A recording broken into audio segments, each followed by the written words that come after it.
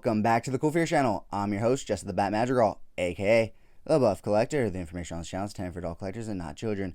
And welcome to episode 45 of Coffee and Toys, Comic-Con edition, guys. No, I am not at Comic-Con. I kind of wish I was. I had the opportunity to buy tickets and I passed up on it, and man, am I regretting it now. But that doesn't mean we get to miss out on all the fun, because of course we get to see all the great new reveals, first in-hand looks, and so much more. So we are definitely going to go over all of that great stuff.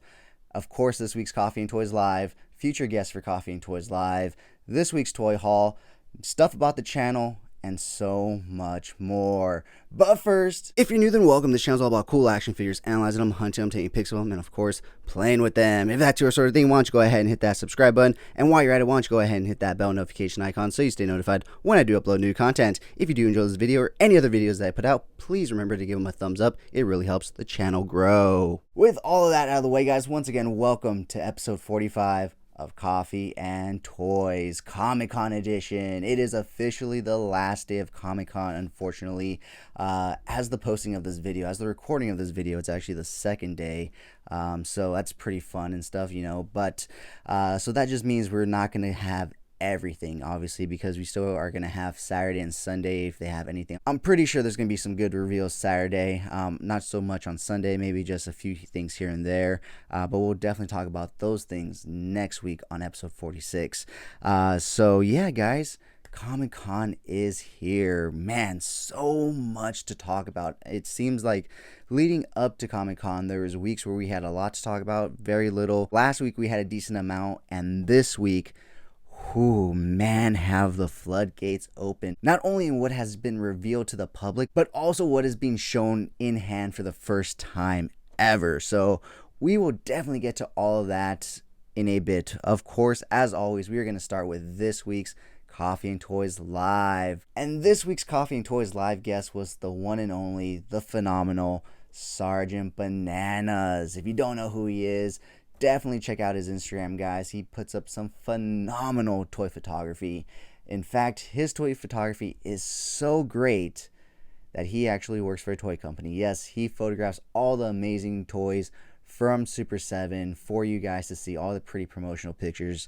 And so, yeah, we had a great conversation about that, about TMNT, vintage TMNT, and so much more, guys. So if you happen to miss the live show, definitely wait and stay tuned to the end of this episode, because that's where you'll find it. And definitely check it out. It was a great conversation, like I said. And he is a phenomenal toy photographer, as well, as I keep saying.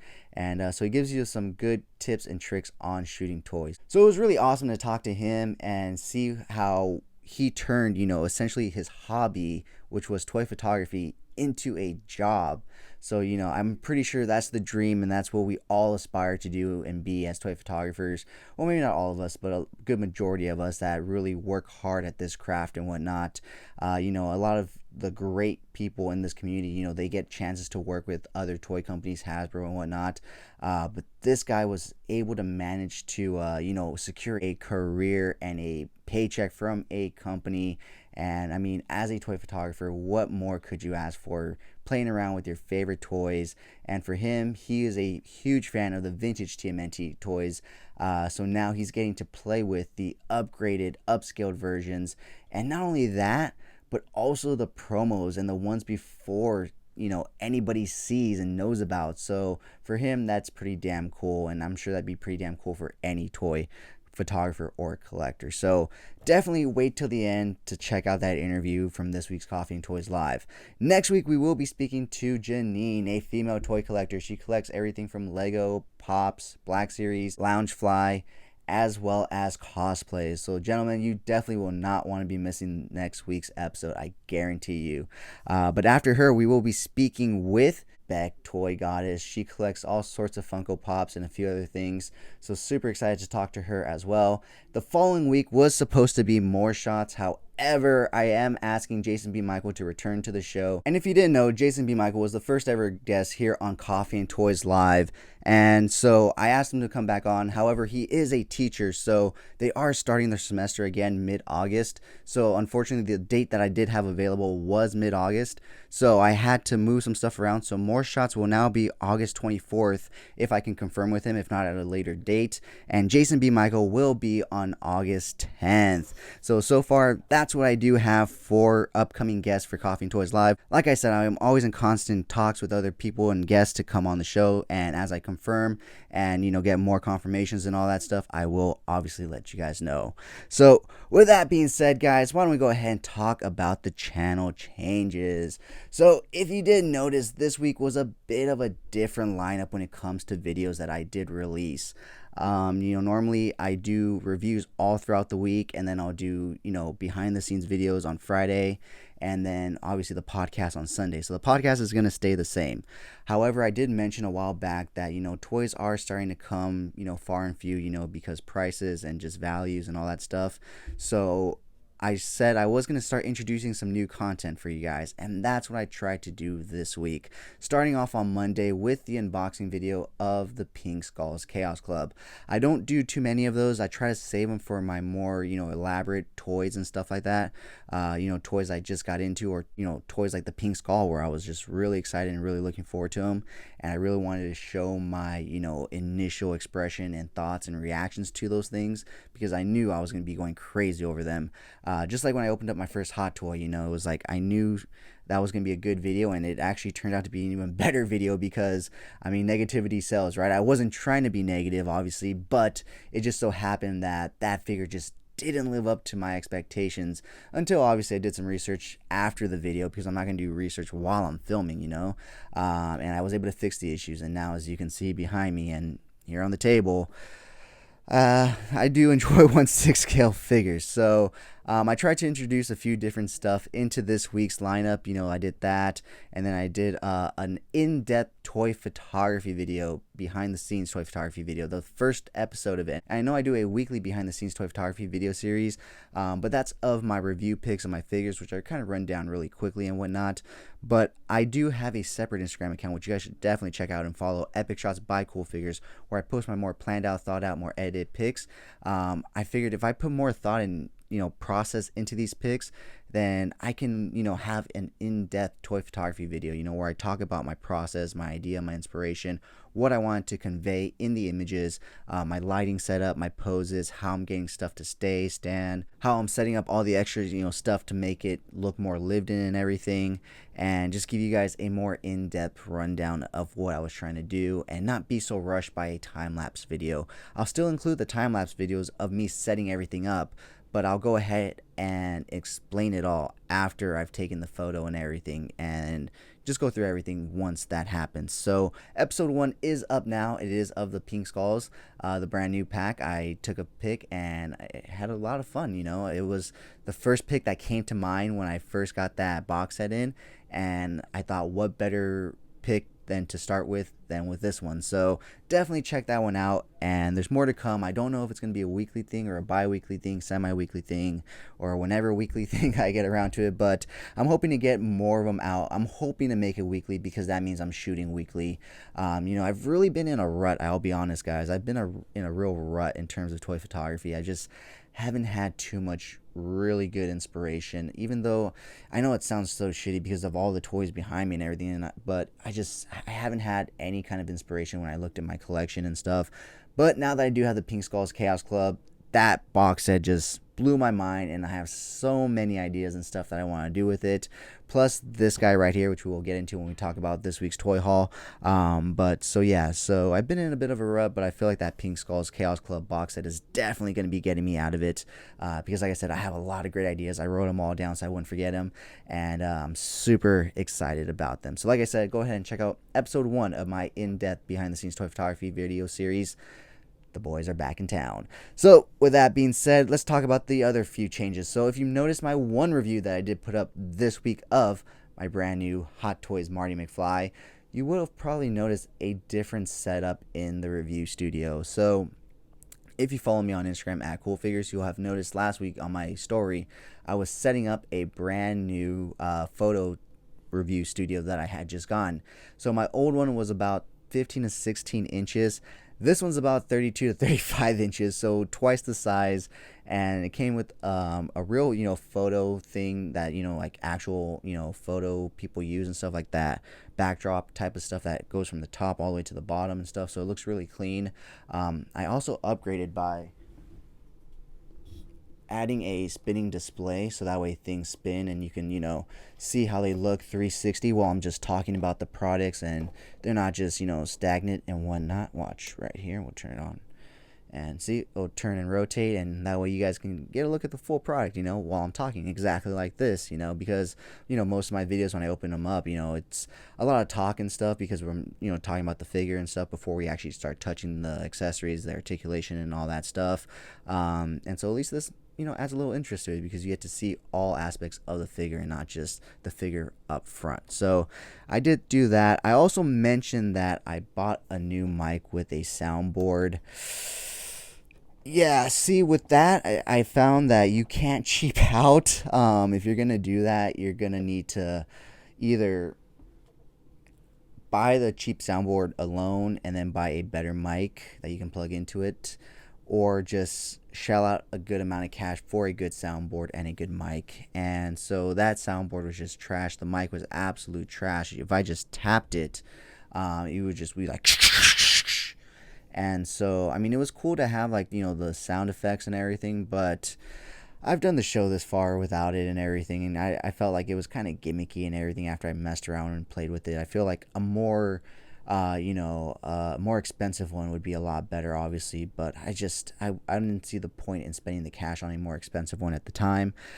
So I came back to my original mic, which I actually really do like. I did actually keep the pop filter from the new mic, though. I really did like this one. So we're using the old mic, guys, and no fun sound effects, unfortunately, but that's okay because I feel like that's a little gimmicky anyways and whatnot. And I feel like sound quality is a lot better than, gimmicky effects like clapping, cheering, and all that stuff.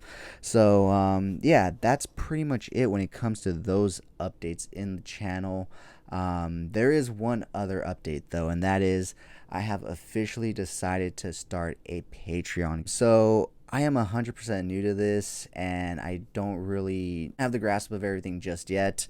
And actually, technically, as of the recording of this episode, I haven't even signed up technically. I'm saying I've started one in future tense because obviously these go up on Sunday, and I record these on Friday. So Saturday, my plan is to sit down, sign up for Patreon if I can. If I can't, I'm going to look really stupid talking about all this, but it is what it is. And so, yeah, let me just go ahead and see. There's so much to talk about, guys. I have 2 pages of notes because of Comic-Con, but the back right here, I have my Patreon list. First tier is only going to be $1, and that's just going to be support. That's going to be you guys showing me some kind of support. It's $1. I really do appreciate it. I will give you a shout out for donating $1 to me. For tier number 2, it will be $5, and you will get a basic monthly toy pick. So that means you'll get a toy pick, an actual toy print, but it will just be like of a single figure just standing there or in an action pose and whatnot, plus whatever you get in tier 1, which is a shout out. So you get a shout out plus the basic toy print. Tier 3, which will be $15, you will get the shout out, the basic toy print, as well as a monthly toy print, meaning it's going to be a little more advanced. There's maybe 2 or more characters in it. It's going to take a little more setup, a little more time on my part to do. So you will get that for $15 a month plus everything underneath. The shout out, the basic toy pick, and then the regular monthly toy pick. So the regular monthly toy pick will also be signed and numbered. The basic one will not be. So the monthly toy pick will be like a membership only monthly toy pick. The other one I may make available at a later date or time. I'm not too sure just yet. But if you pay $15, you will get a monthly numbered autograph toy print plus the basic plus a shout out. If you pay $25 for tier number 4, you will get a birthday print of one of one. So I will never recreate it for anybody else. It will be a special birthday present to you. Tier 5 is a bit of a jump, but if you pay $40 a month, you will get a special one of one custom print with a frame. every 4 months if you renew, plus everything underneath. And I'll probably add something into there because $40 is a lot, and I would really appreciate that support. I feel like I would dilute the special one of one print run if I were to give it to you every month. Whereas if I gave it to you at once every 4 months, I feel like I could put a lot more thought and, detail into it. And it's also custom, so it would be like we'd be in contact. I'd be like, well, what do you want? What franchise do you want this month? This is what you have to pick from. Do you want a crossover? Do you want this? Blah, blah, blah. It's 100% custom to you. So maybe I'll do that for tier 4, 3, 2. Maybe I'll make like a custom like crossover pick. I don't know. I'm still working out all the kinks. Like I said, as of the filming of this video, I haven't even attempted to sign up yet, so I have no idea how this is gonna work out. But come next week, episode 46, I will hopefully have everything set up, and I can give you guys way more solid information on that. And also, guys, episode 50 is right around the corner. I do want to do that giveaway for you guys, so let me know down in the comments below. What kind of figure do you want to see in the giveaway? A Mcfarland DC Multiverse, a Black Series, Marvel Legends? Let me know down in the comments below. As long as it's anywhere from $40 and down. So even Ultimates, NECA Ultimates are up for grabs. Let me know down in the comments below. What do you want to see for episode 50's giveaway? So with that being said, guys, that pretty much wraps it up for channel updates. So yeah, I'm super excited about everything that's coming. Like I said, I am going to start introducing new videos aside from reviews and whatnot. So super excited about that. So yeah, guys, like I said at the beginning of this episode, it is Comic-Con weekend. As of the dropping of this video, it is the last day, unfortunately, but of the filming, it is the second day, because I believe it started on Thursday, so it is the second day. I think Thursday was a preview day though, but either way, it's the second day. I'm in my Boba Fett shirt, so this is my cosplay for the event, if you can't tell. I'm in the spirit. I do wish I was there. I already texted my friend. I was like, next year we're going. I was like, next year we are definitely going, because my friend Robert is there and he's looking like he's having a lot of fun. So I texted my friend Chris, which you guys have all seen here on the channel before. I was like, dude, we're going next year. And he was like, yeah, we are. So looking forward to that. But until then, we have this year's reveals and in-hand looks, which we will be taking an in-depth look at when we go over all of this week's toy news, because that's when we'll take a look at all the photos and everything. So stay tuned for that. It's coming up very soon. So next up, guys, why don't we go ahead and talk about this week's toy haul. And as you can see, it's pretty Batman-centric, except for this right here, which we will get into. But why don't we start off with what came last week, just after I finished recording. So a few episodes back on Coffee and Toys Live, I did have the one and only Rocco the Great on, and he happened to mention that he had a 1/6 Batman that he got for a really good price. And so he sent me the link, and it turned out to be this third party called Crazy Toys. And so I happened to pick this guy up off of eBay for, I believe, $80.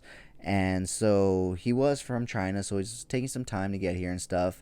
However, I am technically in a Mezco photography group, which I have not contributed to at all.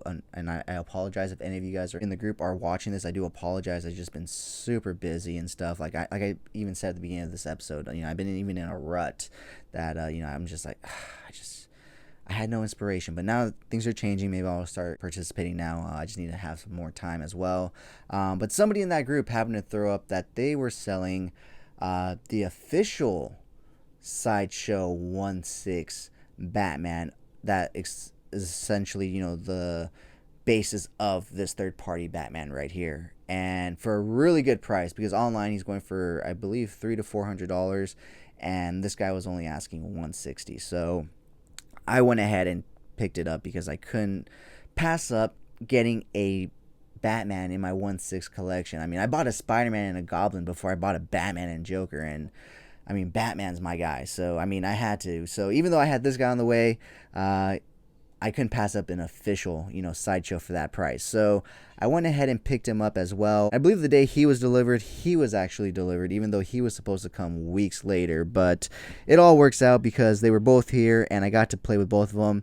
However, there is one big downside to this guy, which we will definitely talk about in a sec. But first, I want to talk about this guy. So like I said, this is the official 1/6 Sideshow Batman right here.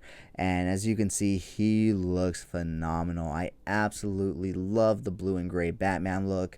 And having this as my first official 1/6 Batman is awesome. So he does come with two alternate heads, one with the long ears, one with the short ears, and two faceplates, one like this and one grimacing, growling, kind of angry one. But yeah, super cool. He comes with a kind of like a flight base, so he can be in the air, kind of like that. Super cool. And then we move on to his, I guess his knockoff. And the main thing that happened with this guy, and the great thing is, I guess you can say, is I did get a refund. I got a 100% refund, so this was a free 1/6 figure. The only thing is, he has no neck peg. So as soon as I pulled him out of the bag, I heard a little drop, and I was like, what's that little ball? And I pulled out Batman, and he was headless, and I look, and well, it was the neck peg. So he has no neck peg, and it's like really in there. I got in contact with the seller, and he was like, I'll just send you another neck peg. And I was like, I can't get the original neck peg out because it's literally broken flush to the neck, so I can't even get needle nose pliers into the neck to get the neck peg out. So that you can send me a new neck peg, and I'm not gonna be able to fix it. So I just want a refund. And so he issued me a refund. And so, I mean, like I said, he has no neck peg, but if you don't mess with him, I mean, he stays and he poses. So I won't say no to a free 1/6 Batman. So yeah, guys, I do have the knockoff and the original version now. Like I said, I did buy this one first, and then I just so happened to be able to get this one, which I'm super happy about. So sticking with Batman, why don't we go ahead and talk about this right here, the Batman Beyond Neca Batarang. So they did also recently release another version of this thing, but in a odd blue / purplish color scheme, which I really don't know what episode it's from, but they seem to think it was from an important episode because they released it before the red one, which is the one he uses in pretty much every fucking episode, although that one does light up and vibrate, I think, but I don't need my Batarang to be a sex toy. So I'm pretty content with this one. It's a hard shell plastic. The ends are pretty pointy and sharp, so when you have it like this, if you have a big hand, it does tend to poke at you.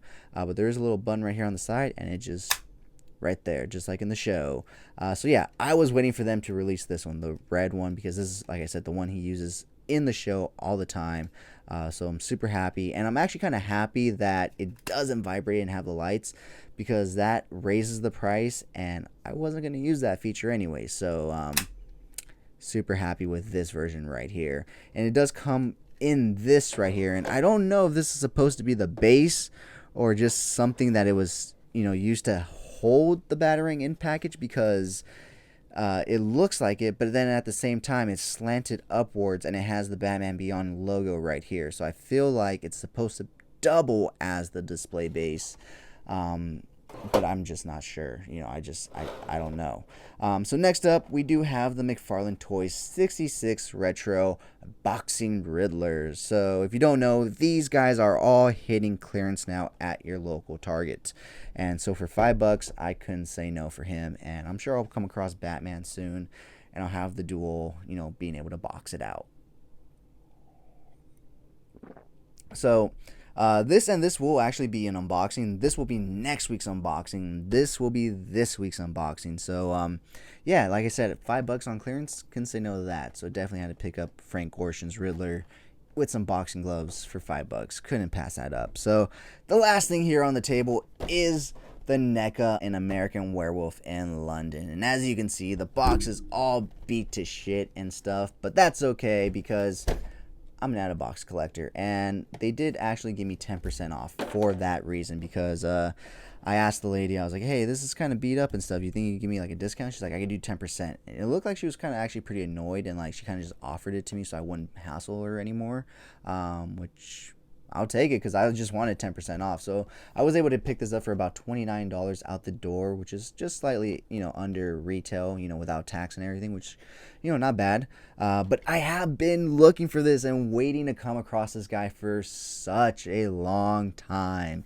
No, I do not know this movie, but it's a fucking werewolf. So, of course, I needed this because I have Doc Knock. And who else does Doc Knock fight up against? And, monsters and stuff. So, him, Gomez, who else? Hawk P40, the Pink Skulls. They can all fight up against this guy. And so, yeah, super excited about having this guy. It is a window packaging, so if you want, you can open it up. There's the werewolf right there.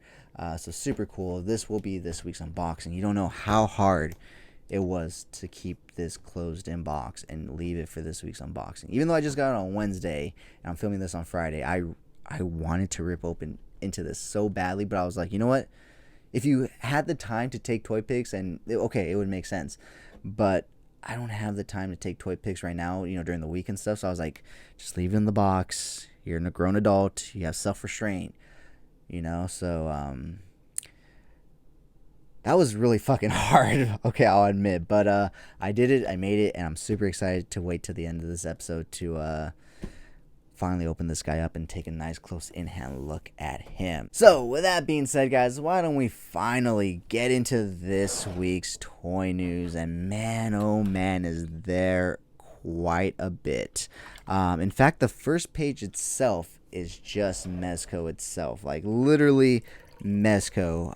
So I did break it down a bit because it was chock full of so many different things, from first looks, reveals, to first time in hand products. So we're gonna go ahead and start off with the reveals that they did for San Diego Comic-Con, mainly the exclusives, and that is the first one being the Sin City 5-point figures. I really have no knowledge or attachment to this brand or anything. So yeah, there's that. There's the XL 5 points Godzilla versus King Ghidorah set as well. Once again, I have no knowledge. So here's a picture of the box set. And last but not least, their 1/12 collective San Diego Comic-Con exclusive figure is the Rumble Society Krieg 13 Eradicator Hornet. So essentially they took a Krieg 13 and a Murder Hornet and went. So yeah, it's essentially just a Krieg 13 and a Murder Hornet turned black. It's essentially the Murder Hornet helmet and wings, just black and everything. So it's honestly the perfect exclusive, because if you need it, you want it, you can grab it. If you don't, you can pass. It's not a big part of the line. So yeah, see, I love Mezcos and stuff, and I love Rumble Society. I'm just not the biggest Krieg 13 fan. They just don't do it for me, really. So it's an easy pass for me, and yeah, I mean, it is what it is. Hopefully, we get a Gomez sometime soon. Although they aren't done with their reveals, they actually added more time and more reveals currently to their itinerary. So who knows? Who knows what we'll be talking about next week on episode 45. Next up, they did have a variant of the brand new classic Batman that we just recently got in the Batman and Two-Face 2-pack. This time in a black and gray suit. I have to be honest, I think I much prefer this in the blue and gray. The black kind of just looks a little bland on it to me, but if you missed out on the classic blue and gray and you need this one, or you want this one now, it should be coming soon. I wonder if this guy's going to be coming in a box set like the blue and gray, or if he's going to be coming by himself. We'll have to wait and see on that. But next up, I don't know if this is for sale or if this is something new that they're going to start getting into and stuff, but they do have a beautiful Doc Knock statue, and man, does it look pricey. But I really hope they give us some, Rumble Society statues. That would be really fucking cool. Talking about Doc Knock, they do have a really dope Doc Knock cutout there at San Diego Comic-Con, which is really fucking cool. Yeah, so statues coming soon. Who knows?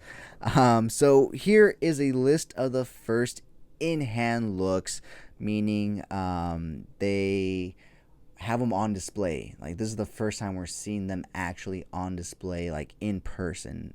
So Mezco did post up these pics, and that is of the Death Brokers. So these guys are a long time coming, but they look phenomenal. And if you can't tell, the skulls are matted black, so they're not glossy black like the Black Skulls Death Brigade. That's the difference between those two. I technically have a set on pre-order in a sense, because somebody that I buy Mezcos from on OfferUp told me a while back that once those come in, he's gonna message me and let me know that I have first crack at them at retail too. So can't wait for those guys to come out. Super excited about that. They did also show a picture of the Nautilus crew, and they answered the question of whether or not they are gonna include a peg leg as an accessory, and they are. So as you can see here, 3 out of the 4 Nautilus crew do have their 2 legs, and only 1 has a peg leg. So that was a big question on whether or not that peg leg was going to be removable or not, and it seems like that answers our question. It is going to be a removable feature. So super excited about those guys to come in. I do have 2 of those packs on pre-order. So Death Broker is that. Fuck money. But the last thing that they did post up so far as of the filming of this is a picture of Captain Nemo with his expansion pack set on, riding the Wave Rider. Now, I personally passed up on this, but it does look like a phenomenal vehicle and accessory set. So next up, these next photos are going to be courtesy of D Amazing. So shout out to him for posting up all these for us to take a great look at. So starting off, they did have their brand new classic Spider-Man on hand for us to take a look at. Does that mean it's a lot closer to us than anything? I don't think so, and you'll see what I mean when you see what other figures they have currently in hand there. So next up, they do have a Morbius. Now, this has been a figure that has been up for pre-order and, waiting for a while, but they do have it in hand right here. So the next thing that they do have in hand that has been waiting for a long time to be shown is Ghost Rider and his Hell Cycle. Man, this thing looks fucking amazing. It looks fucking awesome, I have to admit. Too bad I'm not into like the Marvel Mezcos, but it looks like a really good bike and set. So next up, they did also have a Bishop on hand. I'm sure this one has been a long time coming, and a lot of people have definitely been waiting for that one as well. Next up, let's start talking about some stuff that I've been waiting for.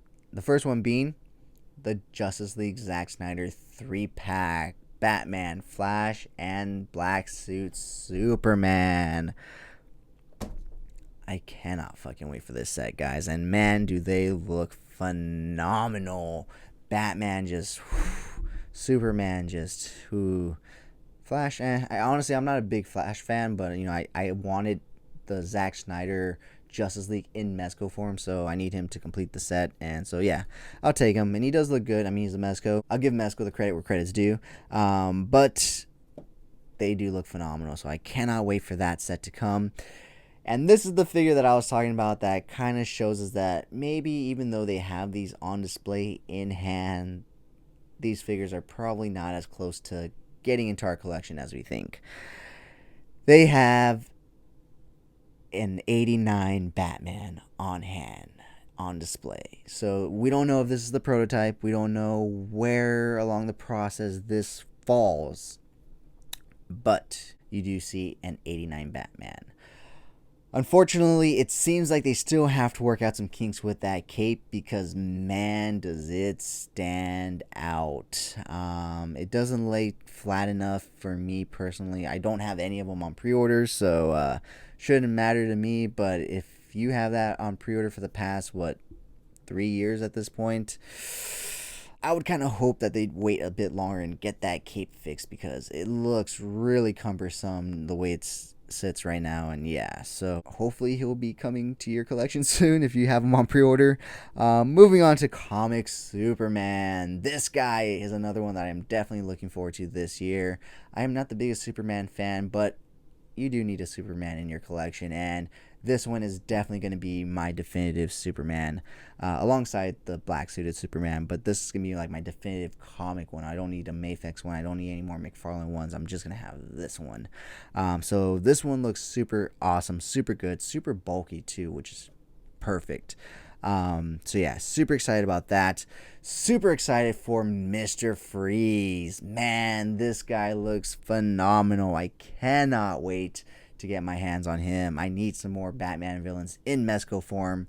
This one is definitely a pickup for me the second it drops. Even if it is twice the price, I don't give a fuck. I am picking him up. Next up, we do have Constantine. I'm not the biggest Constantine fan, but he is a DC property, so that's dope. And he does actually look really cool. Whoever posted him up did a phenomenal job because they made him look really fucking cool. Next up, they do have the two new Mezco Xenomorphs on display, the concept version and the regular movie version. So, you know, progress, guys, progress. They did also show off the Crow version in hand, Leatherface from the Texas Chainsaw Massacre, the Predator from Predator, Death Dealer, Roadblock, and last but not least, Ultraman. Man, a lot to dissect there, guys. That's why I kind of just sped through the end right there because, you know, Xenomorphs cool, but, you know, not too big on it. Crow, Texas Chainsaw Massacre, I like the movie, but I don't need any figures. Predator looks really cool, but Death Dealer actually looks pretty fucking cool, but I missed out on the pre-order, so I'm good on that. And the other ones, you know, Roadblock, I'm not too into the G.I. Joes. Ultraman, I'm not into, and so, yeah. But yeah, all of that was just Mezco news, guys, so we still have quite a bit to cover.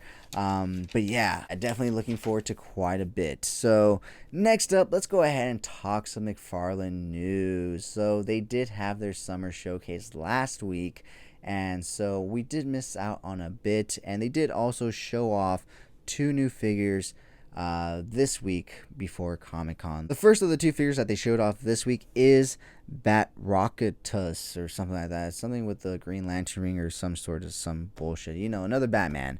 And then because after that, we get another Batman, but it's the Batman from Superman. I don't know what that means, but it seems like it may be Superman dressed as Batman because he can fly and stuff, but I could be wrong. I should probably look into that a little bit better before I do these videos, but it's probably going to be a pass from me. It looks really cheap, but I do like that color scheme. I wish Todd would give us a classic Batman in that color scheme. I mean, he did when he did the Year 2 Batman figure / statue, but obviously, as we all know, the arms on that were really bad with the QC.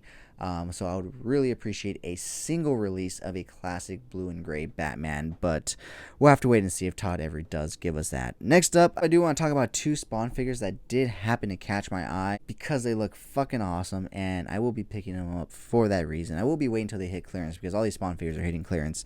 But Nightmare Spawn, this thing looks fucking crazy and evil, and definitely looks like somebody that Doc Knock would go up against. And also Plague Spawn, this is another nasty motherfucker that I can see crossing over with a few of my other figures and causing some havoc. And last but not least, Mcfarland is bringing back their dragons, and I have to admit, this first one that they showed off, whew, definitely makes me want to pick them up, even though they're going to be huge and I don't know where I'm going to put them, but we'll find a place. We'll definitely find a place. So next up, another big one, NECA. Another big one because they cover so many great lines, and obviously they do so much with TMNT. So sit back, relax, grab that coffee because it's another long list of reveals. So first up, they opened up by showing off full promotional images and accessories for their new Universal Ultimate Dracula. So in watching coverage of Comic-Con, the Foosh did put up an interview and booth tour with NECA, and so in watching that, I actually got some good details and information from Randy, so I will actually go over some of that stuff now when we go over some of this NECA stuff. They did show off 3 Universal Monsters accessory packs, the Mummy, Frankenstein, and Dracula's. And he did say that they all come with backgrounds and accessories. So that's really cool. It's a full-on accessory pack. And so, like I said, so far we have Frankenstein, Mummy, and Dracula. And they did show off a new Universal monster that will be coming to the line very soon, which I have been waiting for since they announced the line. But I understand why it took so long, because they did say, the sculpting of it takes a lot of time because there's a lot of intricate detailing and layering and stuff like that. But it is the creature from the Black Lagoon, guys. Super excited to finally get that guy in the line. That's the one I've been waiting for since they announced the classic Universal monsters. That has to be my favorite classic Universal monster. It's a phenomenal movie. I love it. And he's a green scaly monster. Obviously, I have to love it. My favorite color is green. But anyway, so super excited about that. But they did also show off 2 new predators to finish off the Lost Tribe. And that is the Elder Predator and also the Snake Predator. They did have all the Lost Tribe Predators on display there at Comic-Con as well. They did also show off some new Gargoyle figures, which I am showing images of them currently up now as I speak, because it's a good show. Don't get me wrong. Like, I've seen a few episodes here and there. I'm just not collecting the line. But they do look phenomenal. They do look phenomenal. The sculpting, the paint apps, and everything just look great on these guys. And I know a lot of people are into this line, so I do want to show you guys images of these figures. I'm sure you guys have already seen them. They're probably all over the internet, all over Instagram. But there you go. Hopefully by the time I'm done with this part, I've gone through them all and they're all up and stuff. So moving on to TMNT. Man, there is so much to talk about. Starting off with a new subline, The Last Ronin. So we thought we were only getting 2 figures for this line.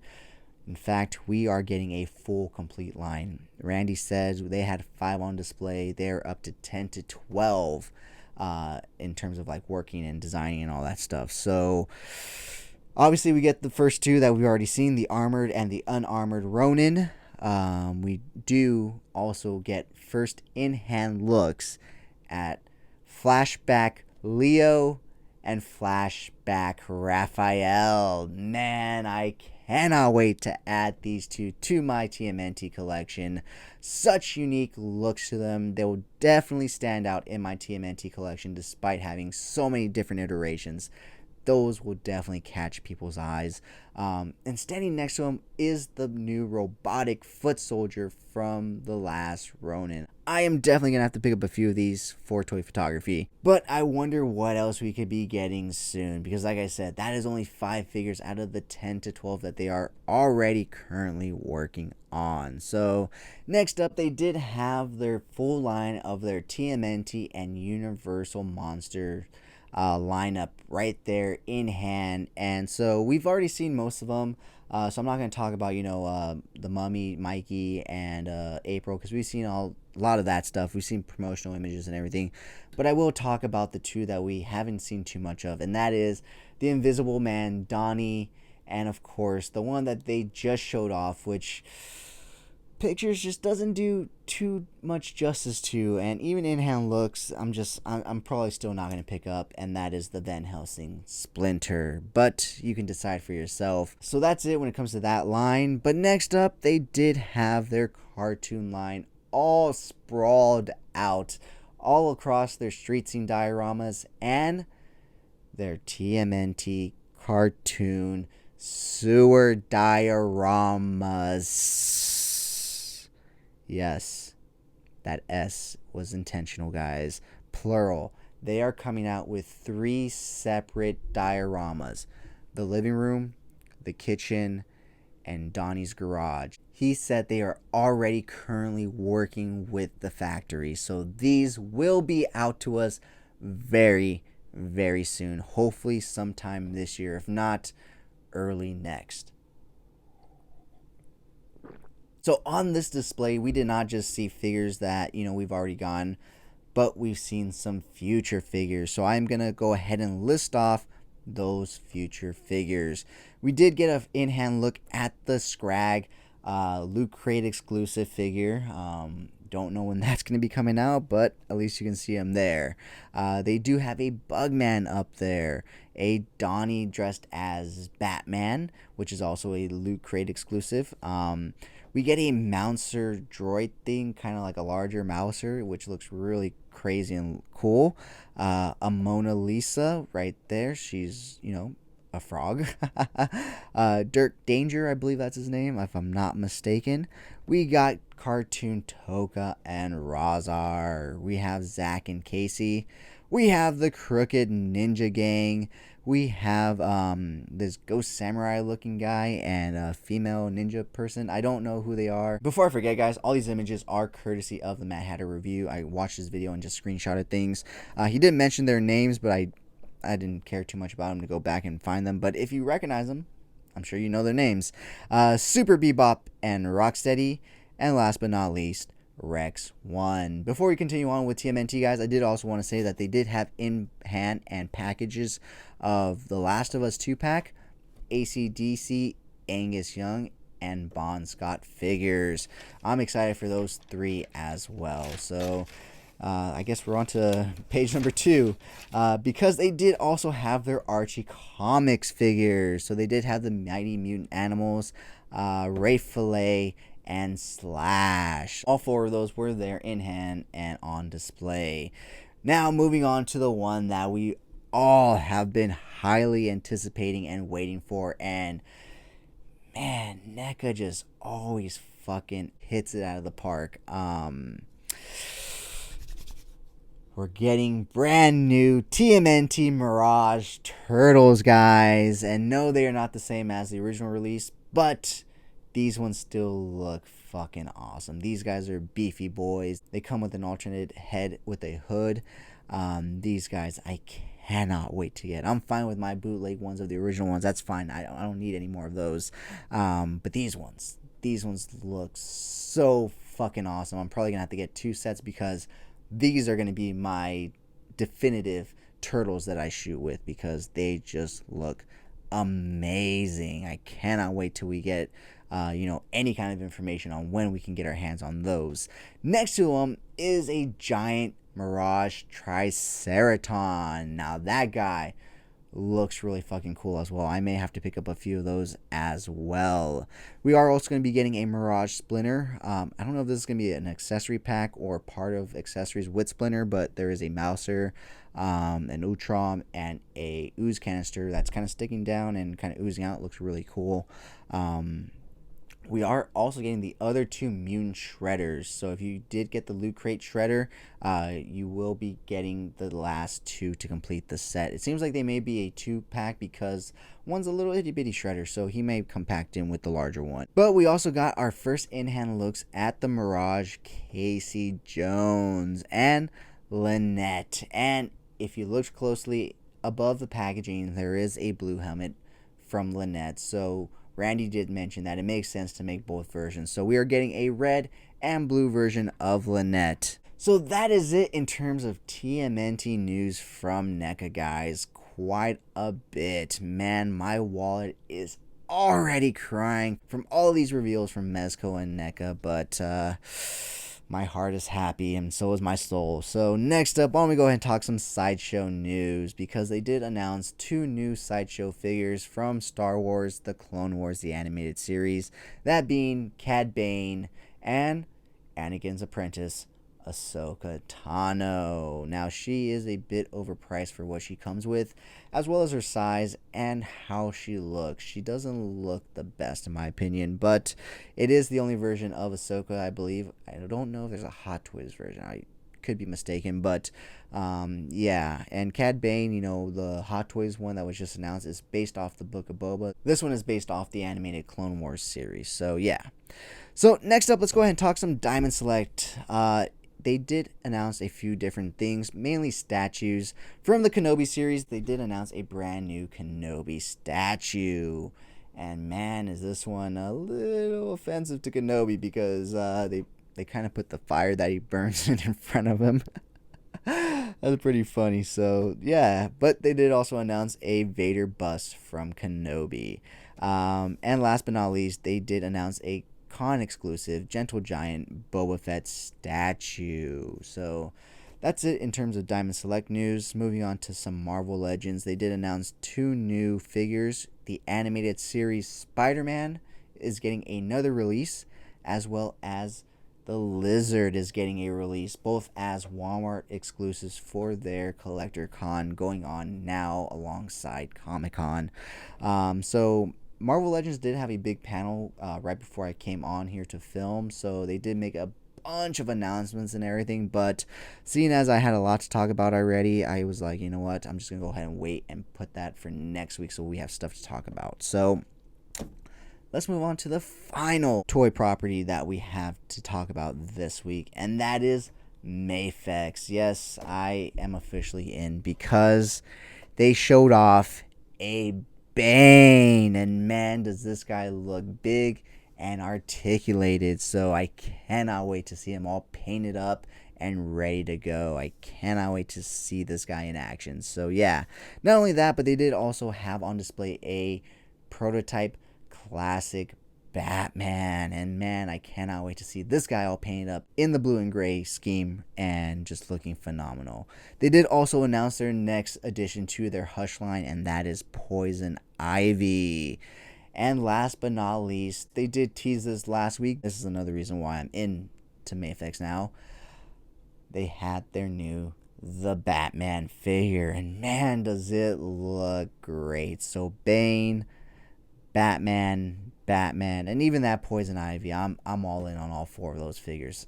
I'm in. So yeah, guys, that wraps it up for this week's toy news, guys. Man, there was quite a bit. Well, it doesn't really wrap it up for this week because, like I said, there's plenty more to come next week, since, you know, Marvel Legends just had their panel and other people are going to be making reveals and stuff like that and announcements all throughout the weekend. It's early Friday in the afternoon right now as I'm filming this, so plenty of time for more stuff to be announced and everything. But we'll wait to talk about all of that great stuff next week on episode 46. So with that being said, guys, let's get to this week's unboxing. So it is the NECA Toys An American Werewolf in London Werewolf.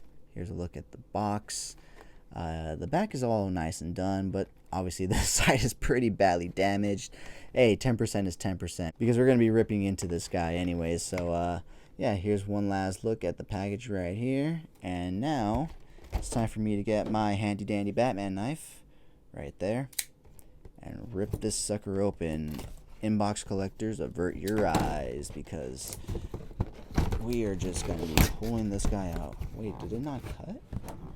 Oh wow, it didn't cut the smallest bit right there. Okay. Let's see here. Let's see. Alright. Whoops. Sorry, Blue. Just kick it off. Or leave it on you like a blanket. So, aw, man, even the backdrop's a little fucked up. Damn. I could have really used this on my backdrop. Huh. Okay, well, here's the backdrop if you want to take a look at it. It's like an alleyway and stuff. Just really hoping that was not messed up, because I do like to use that in my street scene diorama. But here is a tray shot of the big old werewolf right here. Man, I cannot wait to do some toy photography with this guy. Like I said, mainly with Doc Knock. That's why I bought this guy, because, you know, Doc Knock goes up against some monsters and stuff. So that's the main reason why I get these creatures and stuff, because, yeah, like the Power Rangers monsters and stuff, like from the Lightning collection. That's why I get those, because Doc Knock. So one of these days I'll actually take these pictures I'm talking about, but, you know, one of these days.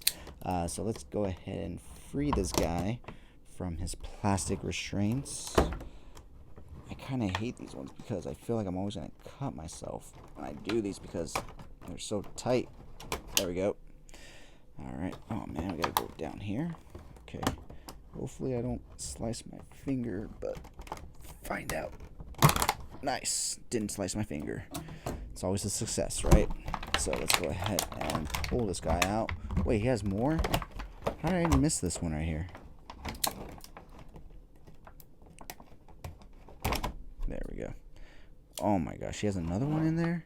Okay, we're gonna have to fucking cut this one from this way. There we go. That was easy. All right, now he should be able to be free. There we go. He broke out real easy. So, yeah, there's him. Let me go ahead and free his alternate head.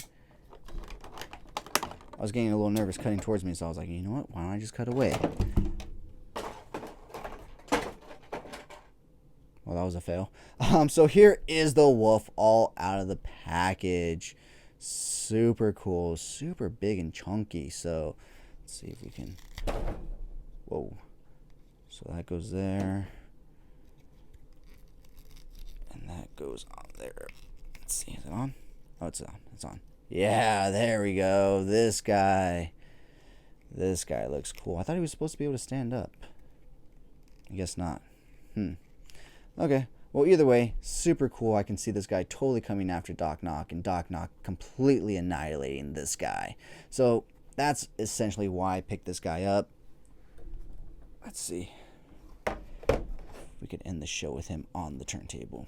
Show off the new toy. Why don't we pose him up first so that way he can stand. Let's see. There we go. It's a little wonky, but it works. It's wonky, but it works. There we go. Look at that, guys. He's spinning. He's a little heavy, so it seems like he's a little jittery on the turntable, but it still spins. So, with that being said, guys, that wraps up this portion of episode 46 of Coffee and Toys Comic-Con edition. What was so Comic-Con about it? Well, just the news, I guess, and wearing my Boba Fett shirts. But yeah, guys, like I said, next year I'm going to hopefully make an attempt to go to Comic-Con and cover stuff from there. So a little something different for the channel and whatnot. But until then, guys, stay tuned for this week's Coffee and Toys Live with guest, the one and only Sergeant Bananas, starting right now. All right, guys. Oh, thank you, man. I try to wear something that's like somewhat connected to my guests. You know what I mean? So I know you shoot a little line that has to deal with, you know, some mutant teenage turtles or something like that. I might have heard of those guys before. All right, guys. Welcome back to the CoolFigurez page. I'm your host, Jesse the Bat Madrigal, a.k.a. the Buff Collector. And welcome to episode 23 of Coffee and Toys, where I speak to a new guest every week about toys, toy collecting, toy photography, and so much more. This week, I would like to welcome a phenomenal toy photographer, so phenomenal, in fact, that he works for Super 7. This week, I would like to welcome the one and only Sergeant Bananas. Thanks for having me, man. Appreciate it. Thank you for coming on, man. You have to excuse my throat clearing. I just actually just getting over COVID, so still some little bit of congestion, but that's about it. But yeah, I might be good to hear that you're doing better. Yeah, I got pretty lucky. Super mild symptoms, but yeah, I finally got it after, you know, over a couple of years. You know, it's bound to happen, I guess, at some point. But yeah, it got me finally, but it didn't get me too bad, so I'm all good. Yeah, thankfully it seems like it's getting a lot of people now, but it seems like not so majorly and as bad as it was, you know, back in like 2020. Yeah, it was like pretty scary in the beginning. I remember like, well, it was scary. There's so many unknowns, and then for a long time, I remember thinking like, do I know anybody? It was like, you didn't know anybody that had it, and then maybe like you'd have to go pretty far down the line to be like, oh yeah, this person that knows this person and that knew someone that might have got it. But now it's like so many people have had it. It's like someone that your close families had it, like close friends have had it, like everyone's getting it. So it sucks. I think even LA is like starting to think about reinstating like mask mandates and stuff. Oh yeah. Yeah, so it's gonna be interesting these next few weeks. So anyways, man, how's your week been? I always like to ask my guests first off, how's your week been? So far so good. Just my normal everyday life of you know, work and then hanging out with the dog and the girlfriend, stuff, just normal stuff, and then shooting my own stuff in between there, those things. So standard. So pretty good. Nice. Did you have any plans to attend Comic-Con this year before you got sick? No, I was just like maybe because as you know, like I just got back from vacation, so Hmm. I knew that it was going to be kind of cutting it close, and I just didn't know that if we wanted to just bounce back and just head down to San Diego to go do that. Even though now that I'm seeing people, there at preview night, like right now, I'm like, man, I definitely like feel kind of like left out. Like, man, I wish I would have tried to go, but and then got COVID, so then it really wasn't going to be a thing. But Hmm. next year, it's all good. I mean, online you see everything that's happening pretty much real time. Like all the stuff that's getting Hmm. revealed, it's like you see it right away, and you also see it from multiple sources. So pretty well updated. And it's not like you don't have a connection in next year if you didn't want to go or something, you know? Yeah, right. Yeah, it would have been cool to go like as part of Super Seven because prior to that I was just going as an attendee. So it'd have been interesting to see what the other side of the fence looked like. Hmm. Going with the company. But yeah, next year. Well, here's next year, man. But before we start talking too much about you and working for Super 7, why don't we go ahead and start at the beginning? What got you into collecting originally? um, so yeah, I mean, I've been collecting since I was like a little kid. Um, some of my earliest memories were with toys, action figures.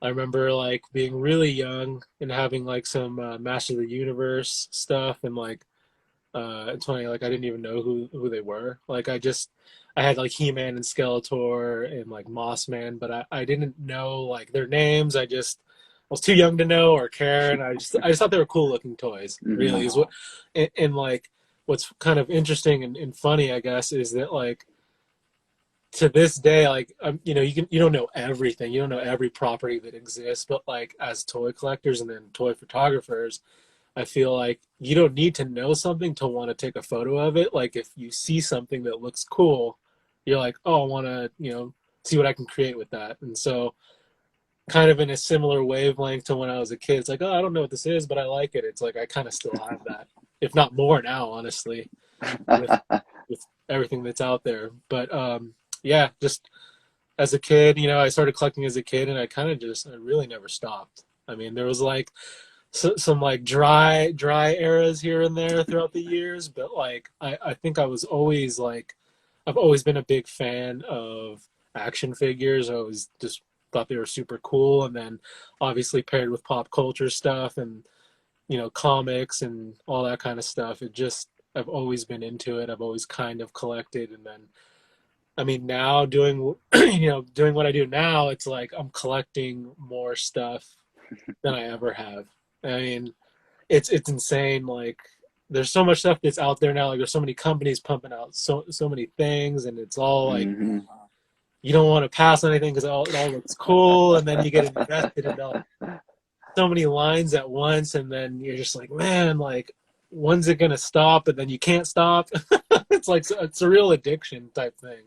I'm glad I'm not the only one, man, because I feel the same exact way. You know, it's like you said, whether it's, I don't know if you mean like what you do now in terms of work or if you mean in terms of your toy photography, but that's kind of what I connect with because, when I started toy photography, like you said, I don't have to necessarily know the toy or the line to Mhm. look at it and be like, oh, that's really cool. I can take a really cool pic with it or, use it against somebody or something or, and Yeah, so that's really what gets you into murky, dangerous waters when you're starting to do stuff like that. yeah, yeah. There's like like when companies have their own like properties now that they've like created on their own. So like Hmm. like Mezco, for instance, with like Rumble Society stuff. It's like there isn't necessarily like a backstory to a lot of those characters or anything, but they're cool looking, and that's enough, right? And then like That's exactly what got me into them.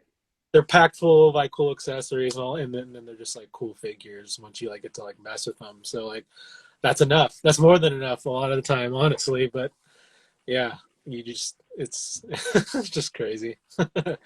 No, yeah, definitely. I got into Mezco with, seeing their amazing Batman figures, and then I got, wise to the Rumble Society line, which was a bad thing because it is a great line that, like you said, you don't want to pass. They have such great characters and figures that have such an open backstory that they have a little something there, but for the Yeah. most part, you're left to really make up what you want with these figures. Yep. Yep. Yeah. I think it's kind of cool that you can just create like as you go, and like to the it's like I don't know how many times I've told myself that like I'm not gonna buy another Gomez, you know, like I'm kind of like, and to that point, it's like I buy them and then I never really take photos of them too much, and so I'm kind of like thinking like, whoa, why am I buying them? But like something about it gets me. There's usually something. It may not be that it's not the character. It's like maybe accessories or it's like Hmm. whatever else. You know, just when you're thinking about like when you're seeing ideas form when you look at a figure. So yeah. No, yeah, I totally understand that, man, because like I said, I'm in that line as well. Every Rumble Society figure that comes out, basically, I'm trying to pick up because if you don't pick it up right when it drops, Yep. even if you don't like it, you can just resell it for basically retail or even a little bit more, and you're not going to find, an issue reselling it for that, But like you Oh said, they do come with like those amazing, just accessories, like those accessories that they come jam packed with just because they're their yeah. own line, they don't have to worry about anything. And I Hmm. found that they've also used like other licensed stuff in their accessories. They've kind of been like, well, we use this for this figure, but now we're just not going to detail it like this, and we're going to use it for our figure. So we Hmm. were able to get more technically for our money in a sense because they've already had those molds and everything. That's something at least that I've noticed them doing. Oh yeah, no, that's for sure true. Yeah, you see it. You see a lot of like kind of crossover with the accessories for sure, and it makes sense from like a business standpoint. You know, like they tool the one thing, they tool a thing once, and they paint it differently like 10 times, but it feels as if you're getting something different, especially paired with like the character is different. So it's definitely smart, and it obviously, yeah, like you said, feel like we're getting more, and it's true. So aside from Rumble Society, what other lines do you find yourself really collecting because you like, not just because you want to shoot, because you see some cool pictures in your head? Do you see are these the same lines that you collected when you were younger, or did you change along the way? So yeah, when I was younger, I mean, growing up, Master of the Universe, like Ghostbusters, OG Turtle line, that's like my all-time favorite out of anything. I think, in my opinion, is the best toy line ever. Like the amount of like the amount of like options you have and just all the variants that they had in that original line is crazy to me, and I love all the wacky weird turtles that they did just over the years. It was like a lot of people like back then, like maybe like people that were older and not kids were probably like, man, why are they doing all these weird ones? But like, Hmm. I always loved that. I always loved all those goofy ones. And I probably love them even more now as an adult. Just like, man, I can't believe they made like a farmer Donatello with a tractor. But like, I'm so glad that they did. Like, it's so weird, but it's so good because of that. And um, so like those were like and then obviously X-Men, like Marvel stuff too. Those were like my huge properties that I like fell in love with that like stuck with me till now. So fast forwarding till now, current day, like obviously there's like a handful of turtle lines that are out there that you can pick and choose. There's arguably like maybe it's just NECA and Super 7, but between those two, there's so many toys that are coming out. Oh Like yeah, NECA's got their movie, their comic, their video game, the cartoon. cartoon. The cartoon alone is just like there's so much that comes out just from that one line. And then Hmm. obviously Super 7 has their waves of the Ultimates, which is based off of the toys. And I'm not saying this because I work there, but like what growing up, like we just had the toys to kind of go off of is like what was Hmm. available to us. Like we didn't necessarily have like there wasn't a cartoon line. Like there was cartoon turtles that they made within that line, but we didn't have toys from the cartoon. And I guess with the movie they did the rubber ones, which I thought were cool, Hmm. but like you see the ones that NECA did now or recently, and it's like those are insane. Those are some of my favorite Yeah. figures. Like those the smaller movie turtles are like some of my favorite figures to date. Like they're just so cool, like so realistic. They're just so fun to photograph. They just hit it on all cylinders for me.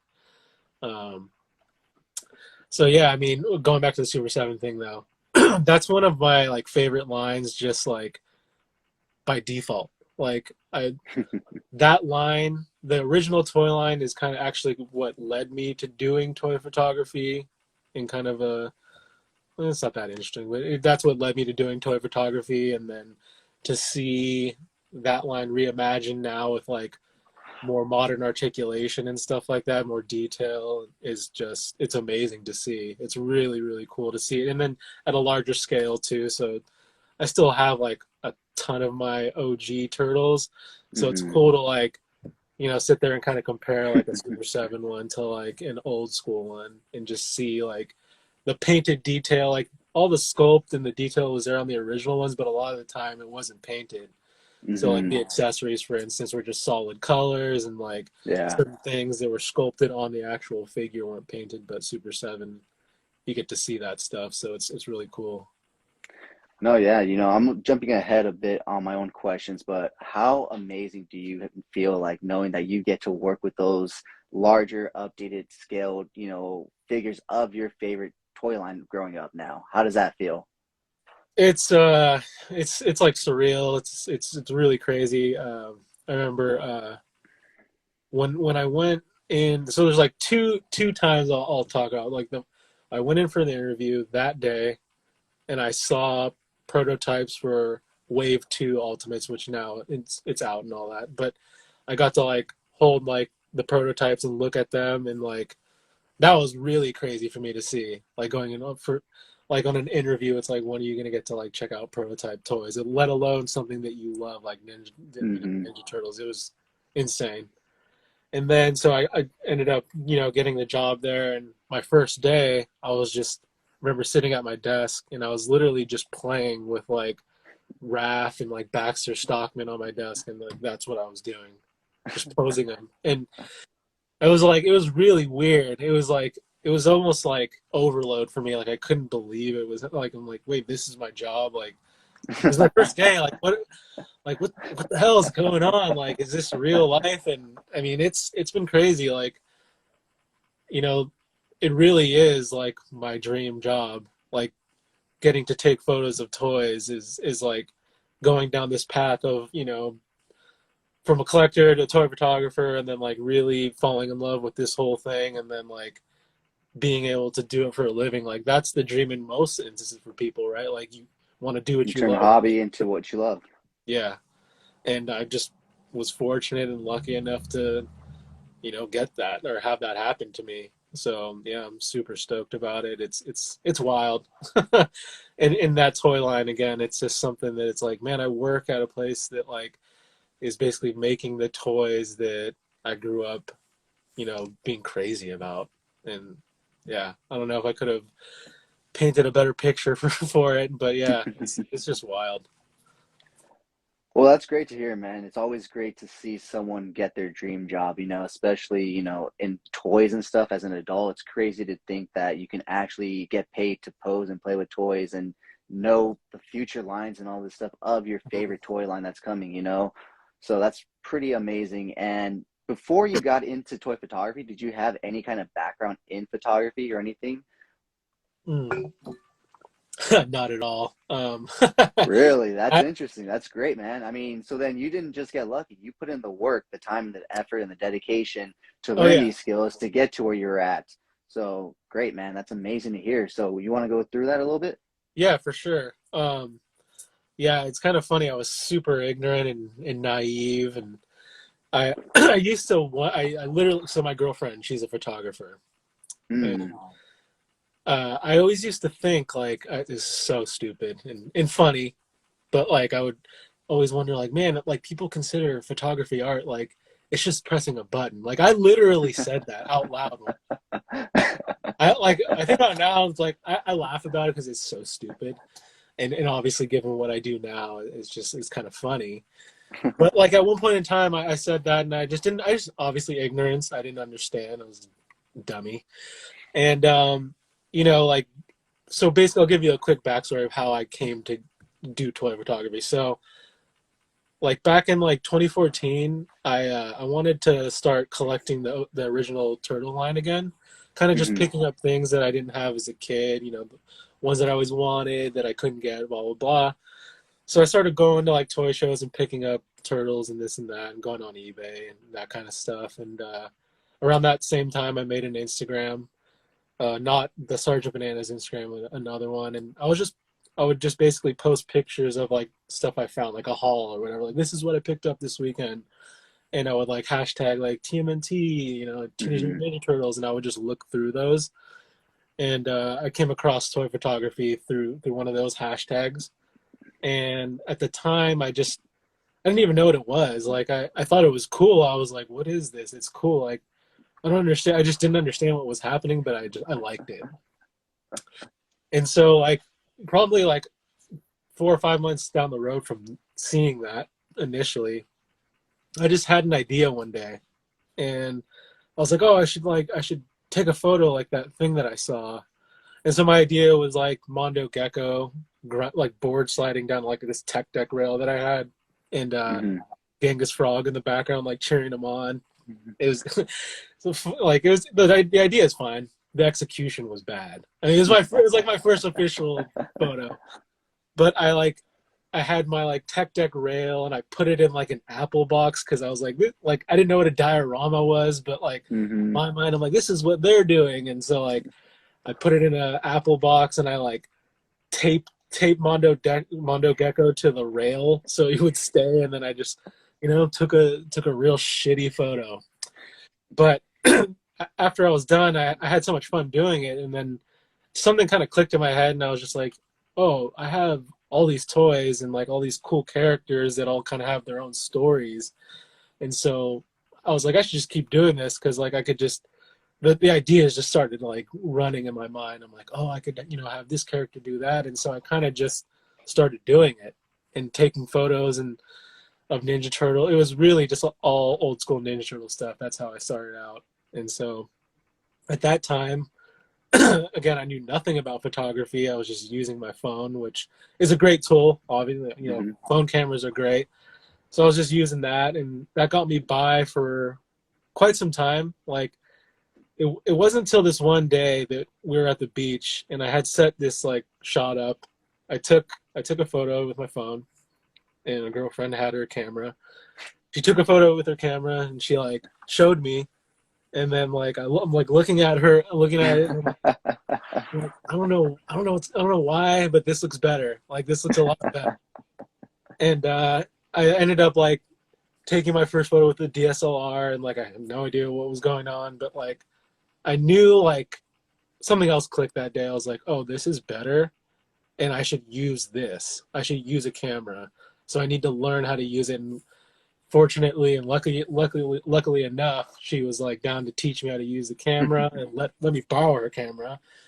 So I started doing that all the time. I became obsessed with learning how to use a camera and all that kind of stuff. So I guess, yeah, like I became as obsessive as I was as a collector. It just kind of shifted into like the photography, and then those two worlds just like clicked, and that was it. Like, I was super obsessed with like learning how to use a camera and just trying, then a little bit further down, trying different techniques once I kind of had a hold on like how to an understanding of like how to shoot manual and stuff like that, like controlling shutter speed, ISO, like f-stop, and seeing how those would affect a photo, and like a lot of trial and error, and yeah, a lot of time and effort went into like just me learning how to use a camera. But I just attribute that to my obsessive personality. It's like when I'm into something, I'm like all in. And most stuff outside of that is just like falling apart, because I'm just like so laser focused on like one thing, and it just happened to be toy photography, and it honestly in a lot of ways still is. I'm still just as obsessed with it. But now it pays the bills, right? It does, yeah. So it did pay off. It did, that it's funny, like all that stuff paid off. It's great. that one initial photo of just Mondo Gecko taped to that grinding rail changed basically your whole trajectory of your life. Yeah, it did. I mean, I don't know. It's funny. I don't know if I've ever thought of it in that way, but yeah, that day was like super important. I just had no idea at the time, and actually, I plan to recreate that photo at some point with the Super 7 Mondo. And then I'm just waiting for the right kind of setup to come to mind, and I'll do it. But yeah, it'll be a fun thing to do all these years later with like the knowledge that I've gained throughout the years. It'll be interesting and fun. I'm sure, man. I'm sure we'll all be waiting to see that picture. Yeah. So, okay, so where did you go from? You said you would just photograph like vintage TMNT. What made you go and shift to the other stuff? Because there's a drastic change in what you shoot now versus then. Yeah.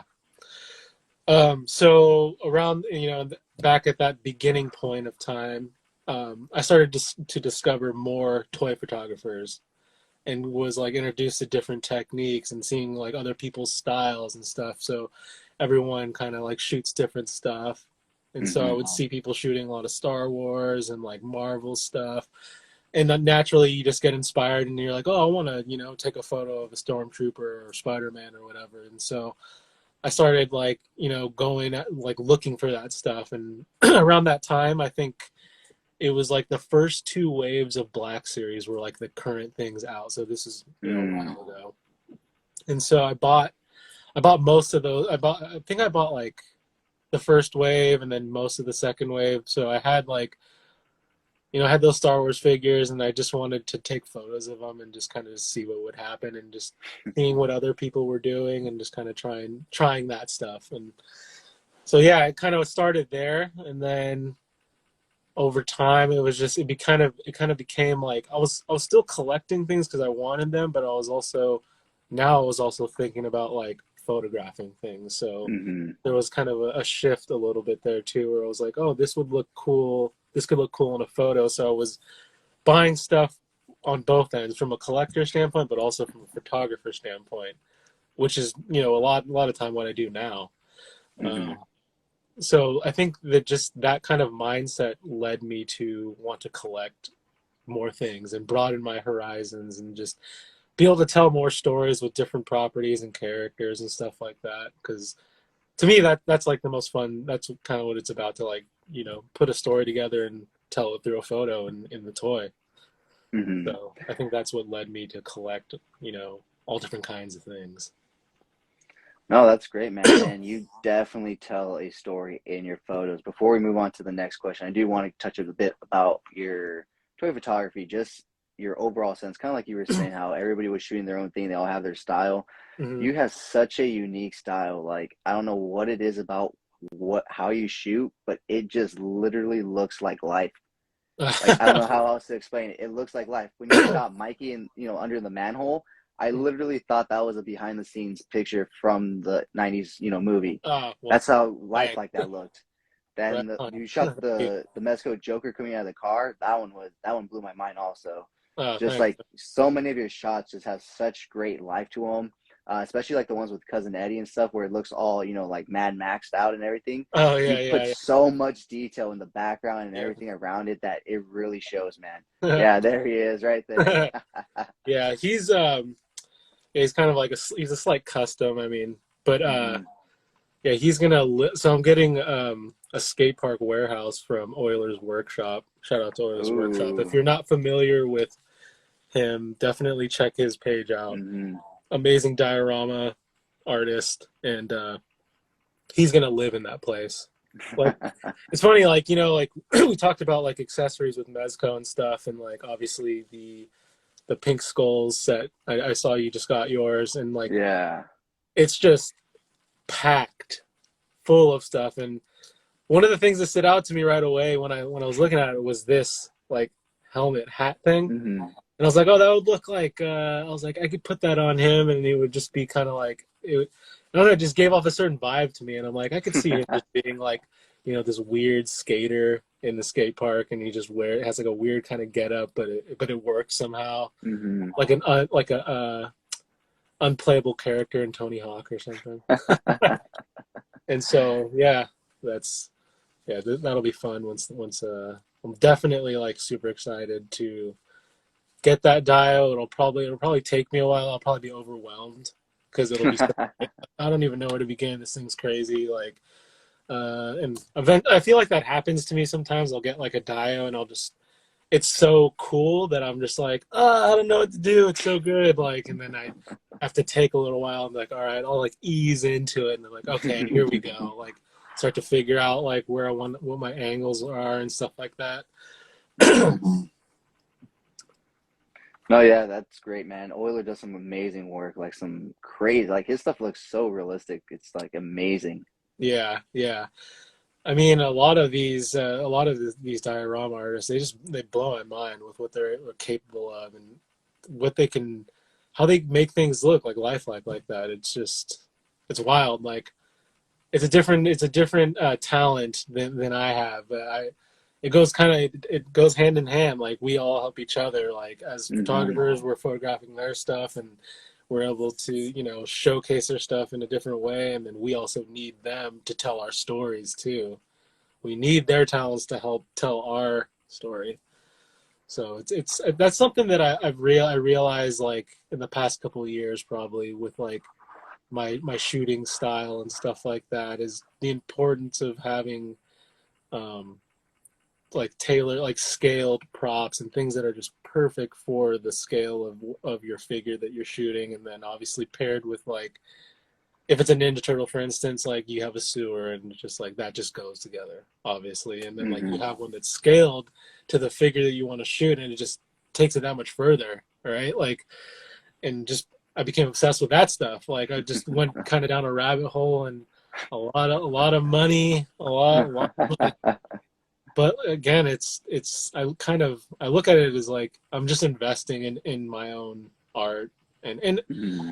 it's again it's something that's it has paid off in a way. So yeah, it's like I'm just as much collecting dioramas and props just as much as figures now. It's kind of a problem. it's it's a big problem because dioramas take up a lot more space than I was figures. gonna say, yeah, those are big, so they take up more space. Yeah, thankfully a lot of them are modular, so you can break them down to a certain Hmm. extent. But yeah, even then, I mean, they take up a lot of space, and I don't know what I would do if I was a 1/6 scale collector or shooter, because you could imagine then it's like twice the size of what I'm getting now, and it's like they're huge as a 1/12 scale diorama. So I think, yeah, I mean, as cool as 1/6 scale stuff is, and I do buy some here and there. I think like that's one of the reasons why I kind of got out of collecting them is because it's like, man, like these figures are amazing, but I don't want to just take like Stare at them. yeah, I don't want to just stare at them, and I don't want to just do macro shots of them all the time, Hmm. which is fun. But then if you're limited to that, or you start to feel that you're limited to that, rather, gets kind of like uninspiring. And that's kind of what happened with me with with 1/6 scale stuff. I was like, I want more. I want more of an environment, but like that environment is like it's massive. And so yeah, there's a lot. I mean, there's a lot of pros and cons between the two scales there. Obviously the Hmm. detail and the tailoring of 1/6 stuff is super high. Like it's Hmm. but 1/12 scale is creeping up there as well. There's a lot of 1/12 scale stuff that is on par with like the high quality 1/6 stuff, in my opinion, at least. No, yeah, definitely, man. No, especially like Mezco, man. I consider them like the Hot Toys of 1/12 scale because their detail and their tailoring is on par. It's on point. You don't find really anything wrong with it or anything like that. Yeah, yeah, the tailoring is great, and even now, Mezco started a thing with their whole like cloth clothing stuff, and like a lot of third party companies are trying to tap into that now. So you're starting to Hmm. see a lot of like competitors come out, and some of them are putting out some really good stuff, like Felix Toys with the Rorschach. I don't know if you've seen that figure. That I figure is have. really nice, and what's the Patriot Studios has like three I have a different few. Joker figure from the Joker movie. I have all Hmm. three of them, and like the one of them, I'm trying to think which version it is. It's like um, from the that scene where when he's in the bathroom and he's got just like the Hmm. vest on. So that version, the sculpt on that is, I mean, it's like better than Hot Toys. It's crazy. Like when I was blown away by that figure, and it Wow. also got good articulation, but like the detail in his face, I'm like, and at that scale, I was like, what the hell? How did they? I don't know how they did that, but damn, like, insane. So a lot of these third-party companies it's cool to see, and as a collector, obviously, we get the best of both worlds. Like we get the Mezco stuff, and now we get their competitors that are like stepping up, and as collectors, we're just like, cool. Yep. It's like, we'll take it all. Our wallet's like, no, don't stop. Yeah, like, like, yeah, for real.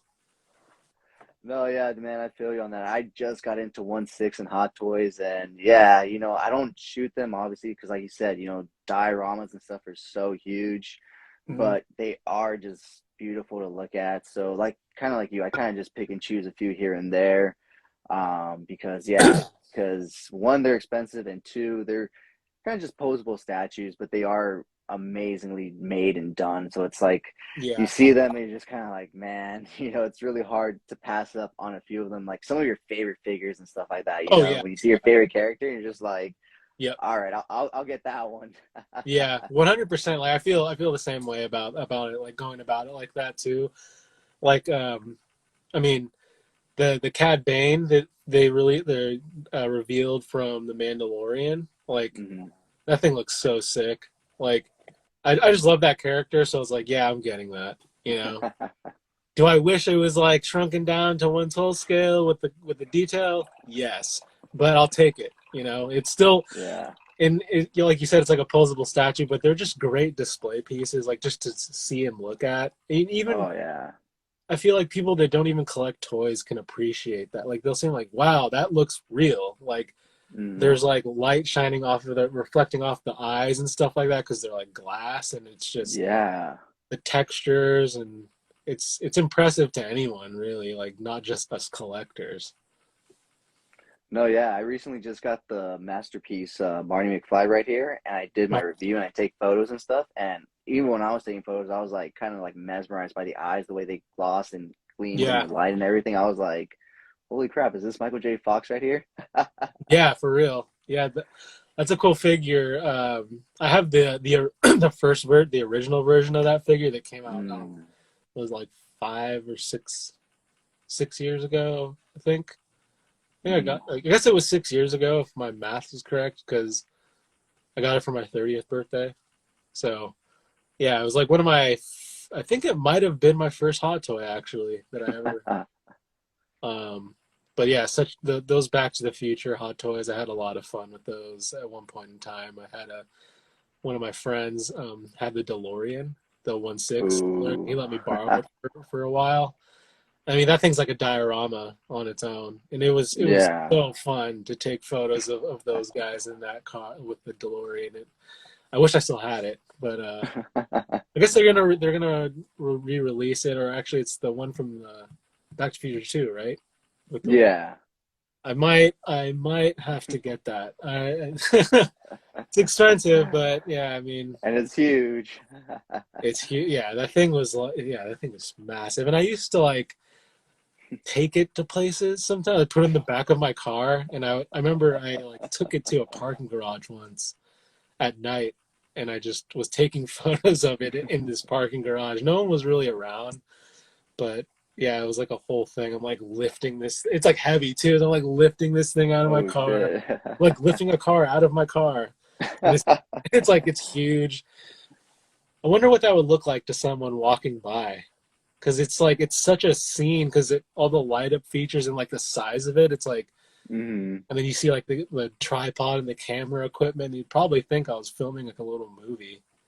Which Yeah, they probably think you're like working for Universal, doing something kind of promotional for them or something. yeah, like nah, this is just my own stuff. This is just like a Thursday night, and this is what I'm doing. But I do this for work, just not this, not these characters. Yeah, It's kind of weird and ironic how that works out for you. Either way, you can just say it's a hobby and it's also your job. That's pretty damn cool. yeah. I mean, well, for a long time though, I couldn't say that. I would just, I guess, kind of like going back to like how my style has changed. Like in the beginning, I was always shooting outside and going to like different spots and stuff like that. So Hmm. I would like encounter people that were like interested and wanted kind of like, oh, what are you doing? And like, I'm actually like super introverted, so like I'd always like, even before like I would get to the place, I'd be thinking like, oh, I hope no one talks to me, like like I'm shy, and so Trying it, to go at hours, so you think nobody was there. yeah, but now it's like it would always end up being cool. Like they'd always be cool about it. Like once I would kind of explain, and then sometimes like I would explain, but then also like I could tell they were interested, so I would show them like my Instagram real quick, and then Mm-hmm. pretty much like every time I did that, I don't know what idea they had when I said like, oh, it's toy photography. I don't know in their mind what they thought or saw, but it Mm-hmm. usually wasn't what I showed them after, because they were usually like, oh, this is like art. Like it's like I don't know what Yeah. they thought. Like it was just like, I don't know, like a product shot on like a web I'll, something. I don't know. yeah, I was gonna say, I'll tell you what they thought. They thought you were just putting a toy right there and just taking a picture of it, just standing straight up and down. Like, trust me, I've Yeah, encountered that many times where they're just like, you just take pictures of toys standing there. I'm just like, no, no, no. And like you, like kind of like you, I just show them my Instagram, and once you show them, they're like, oh, okay, and they see, yeah, and then they start to see like the certain quality of some of those toys. Like they see Mezco shots and they're like, wait, are those really toys? Like those look like real clothes. It's like, well, it is, and you start to yeah. explain to them, and then you see their eyes light up and they start to be more interested in stuff like that. hmm Yeah, it's always cool to like see that reaction like in person, right? Like you get to see them Mm-hmm. like, oh, like they kind of light up, and it's like I remember when like the first toy photo I saw. Remember I was talking about earlier. I'm like, I don't know what this Mm-hmm. is, but it's cool. Like, and it's cool to see someone else kind of feel that in person. It's funny to think and say this, but like the number of people I've spoken to have actually like we all have a very similar story of how we found toy photography, and it's basically in the way that you did.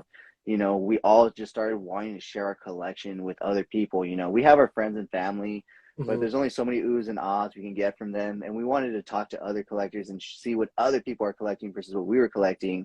And then, kind of like you, all of a sudden we saw this little thing called toy photography, and it just piqued our interest. And next thing you know it, there's big people like you, Jason B. Michael, work more or less, 1/6 shooter, and you know what I mean? So it's crazy to think like they all basically had the same start and way of finding toy photography.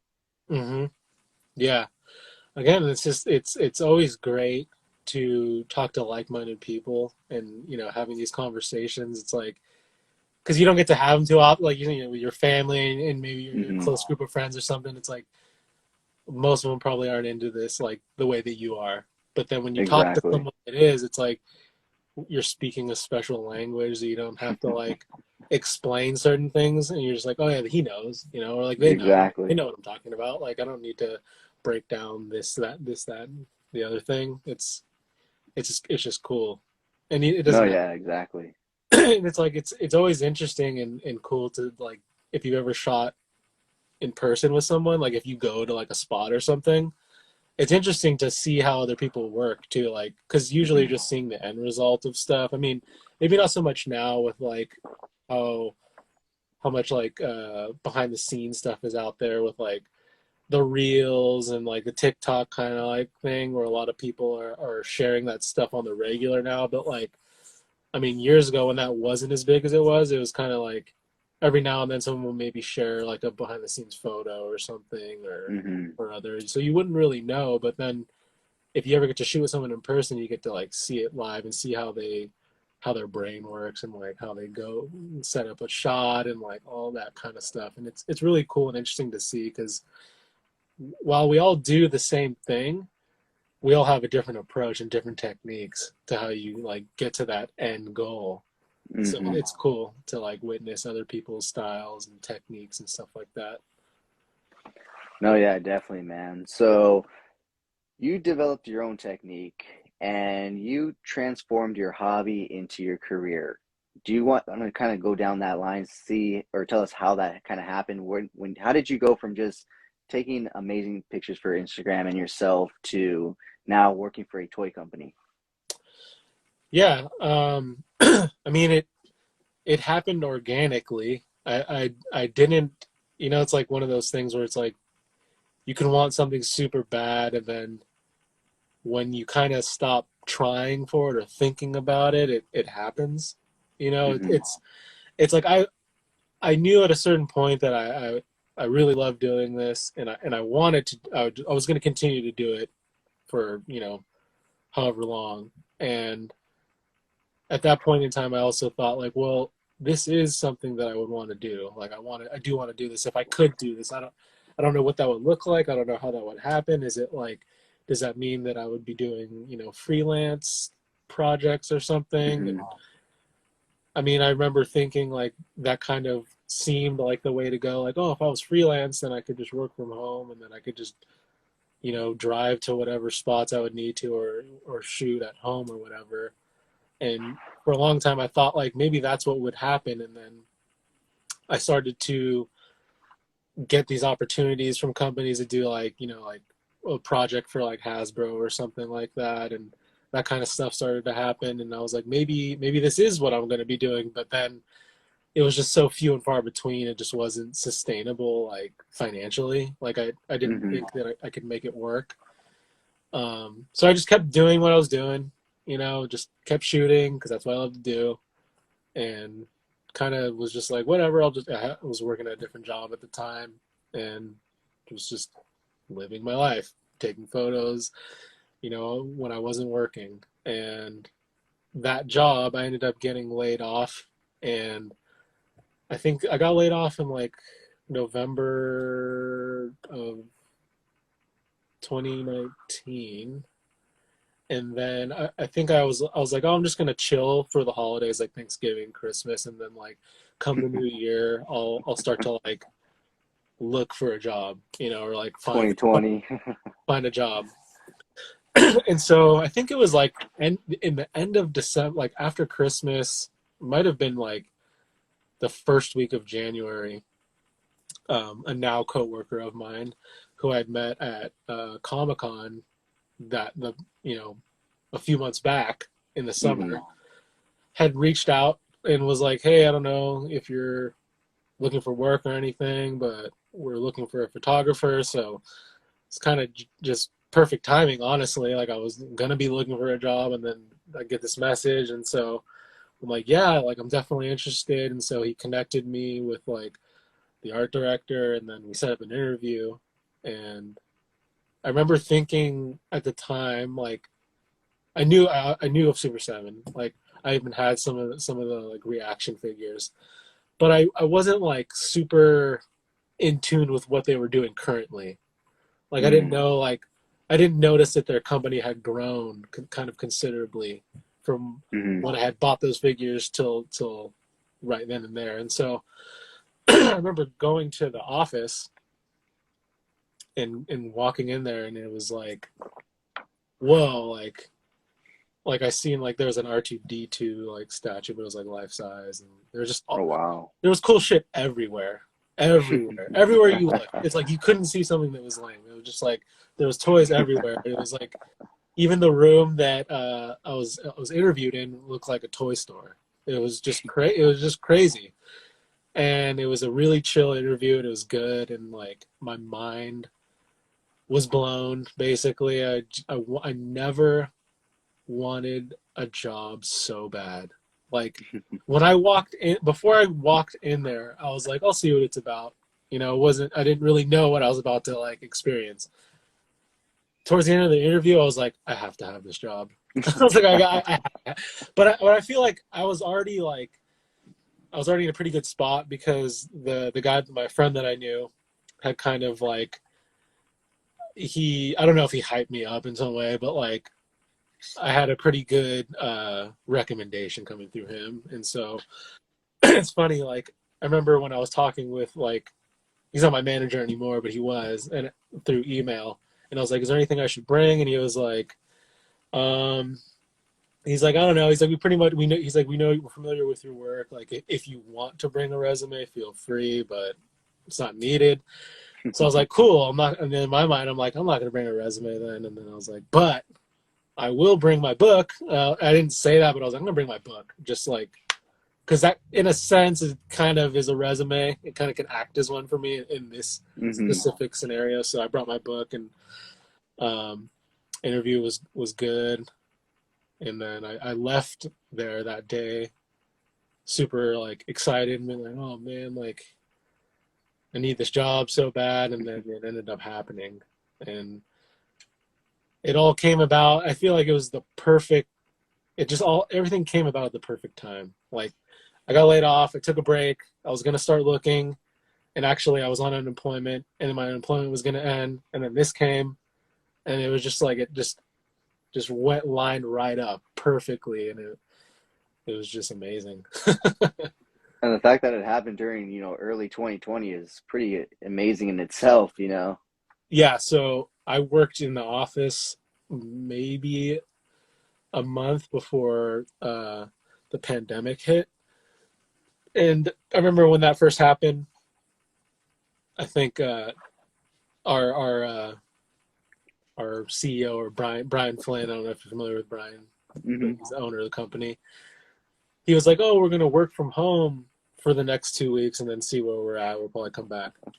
So like everyone was kind of like, "Oh, I'm gonna take my laptop home and whatever," and thinking we're only gonna just be working from home for 2 weeks. And obviously, you know how that goes. It's like we've never gone back. Like I've never gone back. I mean, I go back to the office now, like if I here and there, but like Mm-hmm. I work from home.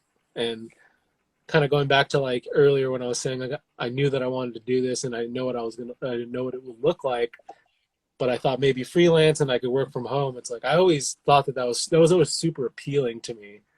And Mm-hmm. now it's like, well, I'm not freelance, but I work from home, and yeah, it's great. Like no commute. It's just like, No commute and a for sure paycheck, right? what's up? I said no commute and a secure paycheck. Yep, yep. Yeah, so it's just like I walk from my room to the garage, and then I'm at work, and all my stuff is here, and it's just yeah, it's super stoked about it. It's just such a cool job, and I'm super thankful to have it. And yeah, No, yeah, that's great, man. Yeah, same situation for me. I was in college at the time, and they're like, "Oh, you guys are getting an extra week for spring break," and well, I ended up graduating at home. oh damn, Yeah, so yeah, exactly. Same thing with you, kind of like that, But so talking about more about your job with Super 7, you take photos for all the different lines, correct? yeah, most of them. Mhm. So then when you approach the different lines, do you have like a different approach for each one so that way each of them have like somewhat of a unique style to that line and franchise? Or do you just apply the same one and they just, happen to have their own unique style because they are their own franchises? Well, typically the way that it goes is like we'll work with like my boss, which is like an art director, and we'll talk about it. We'll meet and we'll talk about the projects and like kind of we'll come up with like ideas, or maybe she has ideas already. We'll bounce them back and forth and just kind of go from there. And like we make so many things, it's like some of the stuff I have no clue what it is, or I just maybe I know what it Mm-hmm. is, I just don't know it though. Like Mm-hmm. no turtles obviously, but like there's a lot of we make so much stuff. It's like there's no way I can know all of it, and so Oh yeah. that's where like where she comes in at times and like even if she doesn't know, she'll research it, like this is like where I was thinking we could go with it, and then like it's up to me to like basically figure out how to make that happen in the sense of like what kind of environment, or like come up with the story, the environment, blah blah blah, or like actually piece it together rather. And so it's really like it goes by the property, I would say, like with what direction it is. Like music Mm-hmm. stuff's gonna have its own vibe, but then like we want to keep it like so it seems fresh and it seems like its own thing, rather than like we're just rinse and repeat a certain kind of formula throughout all of music. If that makes sense. And that's Mm-hmm. really like as a whole, like of everything. So try to give everything a different look and feel as much as we can with. I mean, there's again so many things, so it's like there will be some overlap here and there. Some things will look similar, but we do our best to try to give it its own look and feel each time. And No, definitely, man. That's great. Aside from the turtles, because we obviously know that's your favorite line to shoot and everything, have you found that you've had fun shooting a different franchise in line that you didn't otherwise think that you would have as much shooting for your work? Yeah, for sure. I would say one that stands out is like Peanuts, like the Peanuts, like Charlie Brown, all those characters. Um, it's one of those things where it's like most people know, Charlie Brown, Snoopy. They're very well known characters. Um, I never shot them in my personal work prior to working at Super 7, but then like anytime like any of those projects land on my list, I'm always like looking forward to it because I feel like it just it makes me think differently than I do in most other ways. Like it because they're like kind of they're like comic or cartoony, and they're real lighthearted. So it's different than like my personal work. A lot of it is like kind of like cinematic or like gritty feeling. But with these, it's like I'm not going to do that with like Peanuts. So I think about it in a completely different way, and I like that. I like that it gets me thinking differently. It's good for my creative process, and so I've really enjoyed taking photos of the Peanut stuff, and like the characters just look cool too. Like I became more of a fan working here. Like I really like the stuff that we're making. Like this guy here, this like Frankenstein Snoopy is like Oh, that's cool. so weird, and to me he's weird. Like I'm like I don't know, I didn't know that existed, but I love that it does, and it's a cool figure. And again, it's like going back to like you may not know anything about it, but like it's Frankenstein, but it's Snoopy. So then, I mean, I'm sure like I showed it to you right now, you're probably like thinking like, oh, I would shoot this if I had that. Like Oh immediate, yeah. it's immediate like, oh, like what ideas do I have for this? And so a lot of cool like variant. There was a wave of just Snoopy's, and there's just like different versions of him. And this is probably my favorite one of that wave. And Yeah, that's definitely a cool one. but yeah, the peanut stuff is always fun to me. I always feel like I have a good time doing it. And then like kind of even more so like we have like the supersize line, which is like I don't know if you're familiar with those, but they're like the big like Yeah, the big vinyl ones. yeah.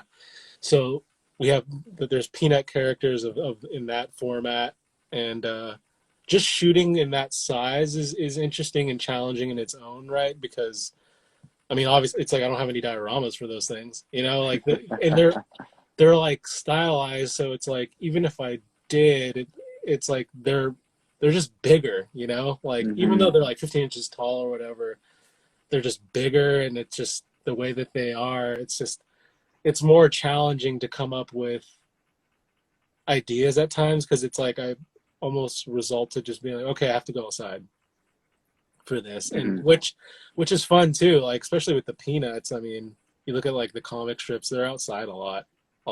So like it's fun to have take them out into the real world and try and find like a peanut looking environment in the real world. And I've had a lot of fun with those shoots. I had like one of the first ones that I did was like it was a camping Charlie Brown, and so I took him to this like forest. It's actually a spot that I'll go to a lot, but I took him there, and it was so fun to just have him in there and just take photos of him. It was definitely one of my more memorable photo shoots. And I've done that since then with like some of the reaction stuff too. It's really fun to take them out there and just use the natural lighting and the environment. And like I'm glad that like when I started out I was just shooting outdoors, so I'm pretty well versed in shooting outside. Like I can bounce back and forth no problem. And I'm super thankful of that, because otherwise I'd be like, I don't know, I never shot outside, I don't know how to adjust on the fly. And I mean that is a thing, because you're always like up against the light and the time of day, and it especially in a forest with the trees, it's like it's always shifting, so you have to be able to adjust quickly. No, yeah. I think a lot of toy photographers start outside first, and then they realize that they can really up their game once they invest in a few dioramas and stuff like that. Earlier in the comments, I noticed someone asked, is there any dioramas that somebody can buy as a beginner that won't break the bank. And I do want to mention Extreme Sets. They're like a cardboard diorama. Mhm. They're anywhere between like 60 to $90, which seems a little steep, but I'm sure you know what steep is when it comes to dioramas. That's actually pretty affordable and budget when it comes to Yeah, dioramas. now that's definitely, my opinion. Obviously, like everyone has a different, financial capacity, but like 60 to like $90 for a full diorama. I mean, that's hard to beat. Like especially like when you go into like custom made stuff, it's like I don't know. Like, to me, like that price does not exist in like when you get something like you commission something. It's like, are you Mhm. getting a garbage can? Like just a garbage can? Because like that's the type of like money that you can spend. I mean, you can spend as much money as you're willing to spend or can spend when it comes to like a Mhm. commission piece. And I mean, yeah, like an extreme sets is definitely a great thing to have. They make a ton of different environments, and yeah, it's definitely a great starting point. And yeah, it won't break your bank. Yeah, Exactly. that's So what I would have said. If I had caught that earlier. no, yeah, I always see comments and stuff, but I always hate interrupting my guests and stuff. So I try to work them in whenever I get the Well, for chance and sure. stuff. Yeah, yeah. So we know obviously what your favorite line to shoot is with Super Seven, but out of that entire line, is there a figure or two that is your favorite to shoot, or that you shot, promo pics for, or that you've shot in for future waves that we already know of? Let's see. Well, yeah. I mean, wave four it had Mondo Gecko, had Muckman, and then Casey Jones and Donnie. Yeah, that's right. Remember, like, okay, yeah, that's great. Yeah, so Donnie is my favorite turtle, actually. So, like, Mm. right away, I was like, that's my boy. Definitely stoked about that. And then Mondo Gecko was always one of my favorite figures as a kid, and obviously characters as well. And then going back to like my first toy photo ever, so there was a lot there as well. So I would probably say in terms of like the turtle stuff, it was definitely wave four. Even though when I was taking photos of that stuff, it was like the paint masters, which they're just like solid resin. They don't Hmm. have joints yet. They're Yeah. real heavy, and you gotta like glue them together or tack. You gotta piece them together however you can, whether it be glue, super glue, or like sticky tack or something. And that's its own challenge on its own. Like it's they're heavy. They don't like if you're using tack, it tends to like you'll notice they'll start to sag after a while because it's the solid So resin. heavy. Yeah.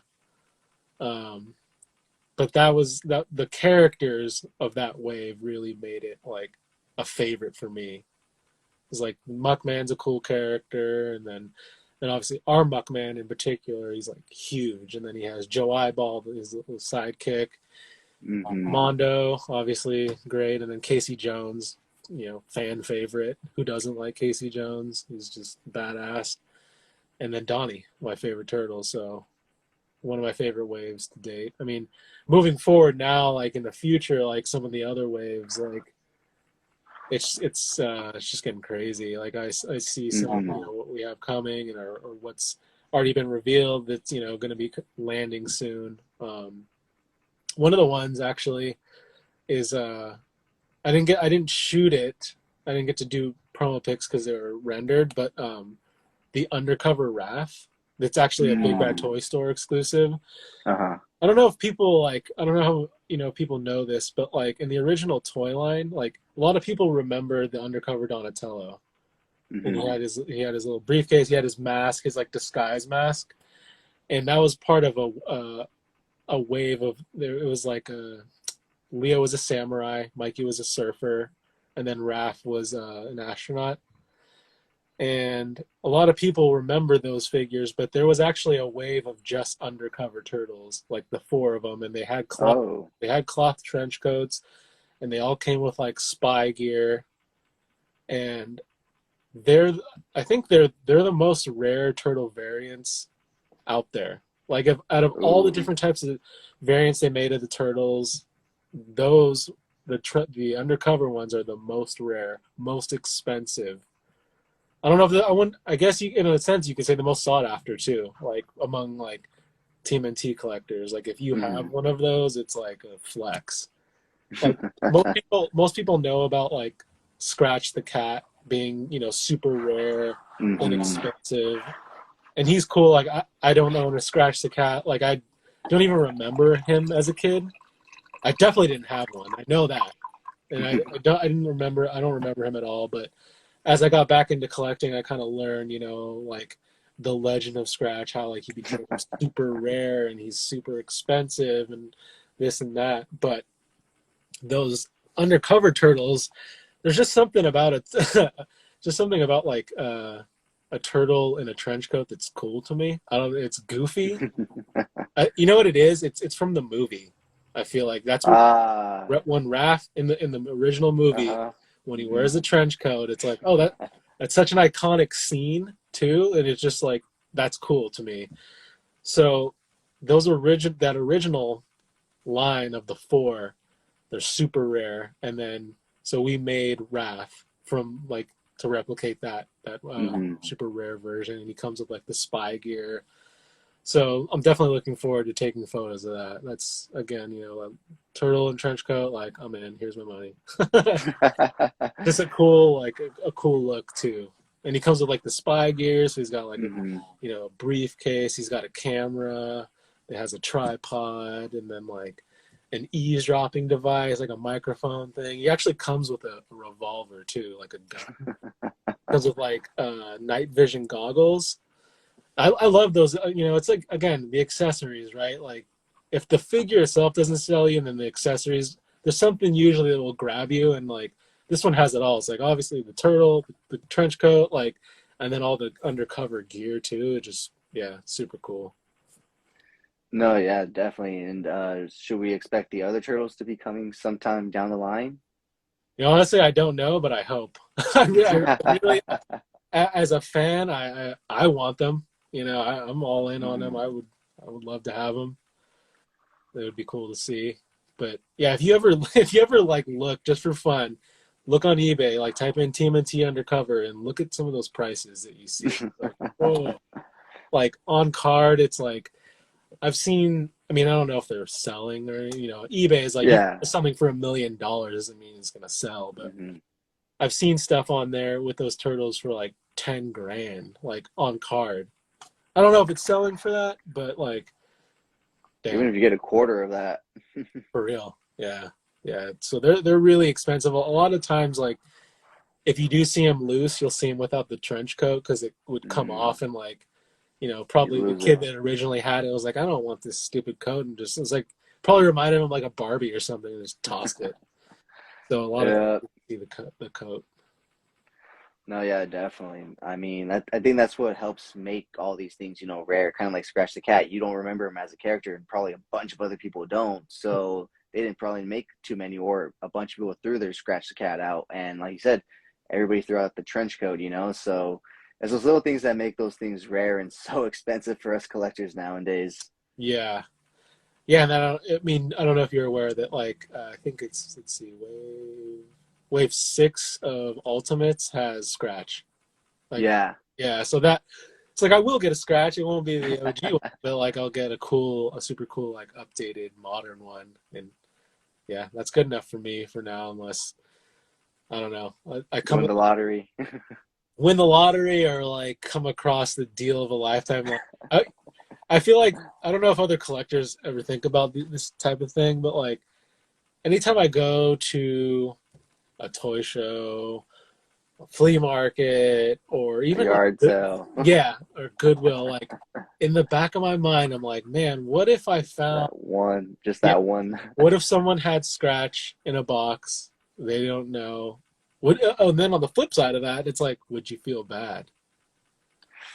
Do you know the person? Like, if it's Goodwill and like you don't know. Oh, Goodwill, who gives? Yeah, you're all good. You're sick. But like, say you're at a garage sale and someone's getting rid of like their kid's collection, and you're digging through it, and then boom, you see a Scratch, and you're like, holy shit! and like what the worth is and of all that, but like they're asking like $5 for the entire box or something. I'd hand him $100 and walk away.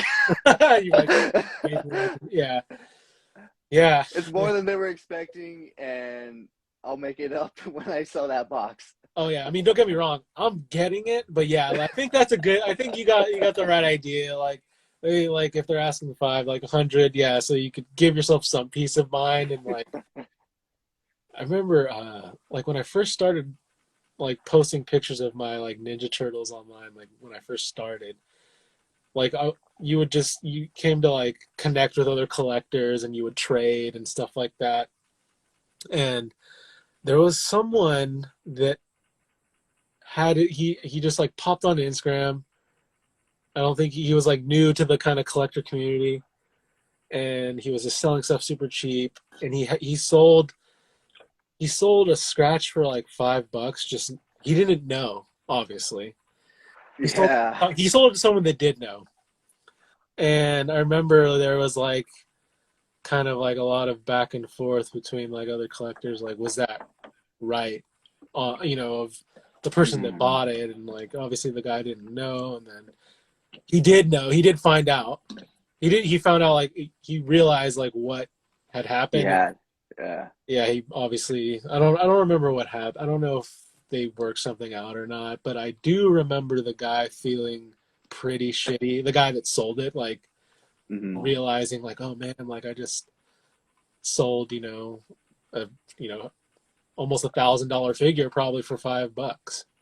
Yeah, I think it's a little different if it's within the community versus somebody that just was going to throw it out anyways. Like if they were just going to throw it, like if it doesn't sell today at this yard sale, it's going in the trash. Yeah. That's the other thing you have to think about. Like all the other people, if they don't know the value, it's going in the trash the second this yard sale is over if nobody takes it. So it's different than when you're in the community and you're going to these people that know the value and you kind of want to get something for what you're offering them, and because they know the value. And then, so yeah, in that sense, I hope that they did work something out. But yeah, if it's a yard sale and stuff, you have to think of it in that sense. Like they're probably gonna throw this in the trash. So here's $100. Let me take that box and have a good day.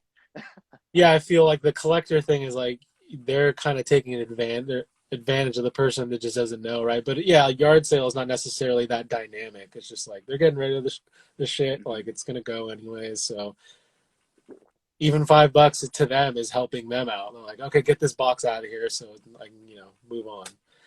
But yeah, I think about that kind of stuff as a collector. What if I came across, because like, do you remember that show, like I think it was like the Toy Hunter or something? Yeah. I mean, you go to people that had like their like sons or daughters' old toys in the attic and stuff, and you go rummaging through them. Yeah. And he'd find some decent stuff sometimes, and he wouldn't tell them. Oh yeah, I mean, well, I remember there was an episode where he found those undercover turtles. Oh from shit! Someone, and I don't remember what he paid, but I don't think he ripped them off or anything. But I was like, oh shit, like to go somewhere to someone's house and then come across that is pretty crazy. To me, I'd be like, oh damn. But some of those collectors, like some of the collections that they had, were pretty impressive as well. Because some of them weren't just old ladies with toys from their kids and stuff. Some of them were actual collectors looking to move product and stuff. So yeah, some of those collections are pretty impressive. Oh yeah, they're like already boxed and stuff, and they're all like mint on card and like pristine condition and stuff like that. I'm not that type of collector. It's like I'm not all either. that stuff. Like, yeah, I want to like check it out and mess with it. So. Yeah, I'm like a kid when I get a new toy. I'm ripping it open, and half the time I'm still driving home. You're like driving, you're like, oh, sick. Like, I get pulled over. So you were on your phone? No, I was playing with the toy, officer. Like, I was posing this thing. Can't you see?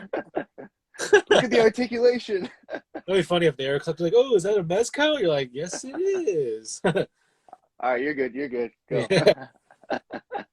So talking about Mezco, man, let's go back a bit to your toy photography a bit. What exactly are some of your favorite lines to shoot outside of your Super 7 job? Yeah, okay. So you can have multiples. Oh yeah. No, I will. Yeah. Earlier I was like, I don't know. It's hard to narrow it. It is hard to narrow it down to one. For me at least. And again, there's so much stuff out there. Yeah, one of my favorite longest running lines that's been been my favorite for a long time is the Star Wars movie realization line, like the samurais. Mm. I started collecting those pretty early on, and I've collected them ever since. And even though that line is like, I mean, it still exists, but they might come out with like a figure a year, if that nowadays. Like they just released like 2 Mandalorians in the past like couple of years, but I think it's just because of the hype of the show, and they'd be losing money. It'd be dumb to not make him. But that line is definitely one of my favorites. I did a lot of practical effects, experimented with a lot of practical effects with those figures. Like I did a lot of blood splatters, practical effects with those.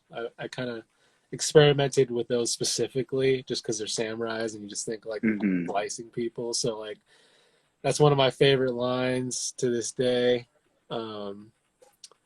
Let's say another one of my favorite lines is by Damn Toys. It's called Death Gas Station, and it's just I'll show you. So it's like these guys here. They're just like these robot dudes. Oh shit, that's cool. But the aesthetic, I mean, this is actually not his jacket, but I put it on there. But like the aesthetic of him is just super cool. He actually comes with like this helmet, and they just look rad. Oh yeah. So these are really fun. I liked these so much that I commissioned a gas station diorama from my buddy Terraformer that you can kind of see behind me. It's like you can see like the there, I'm pointing at it. You can see like those two squares are like the windows of the garage there. It's got its own shelf there, but I actually just took a photo of it.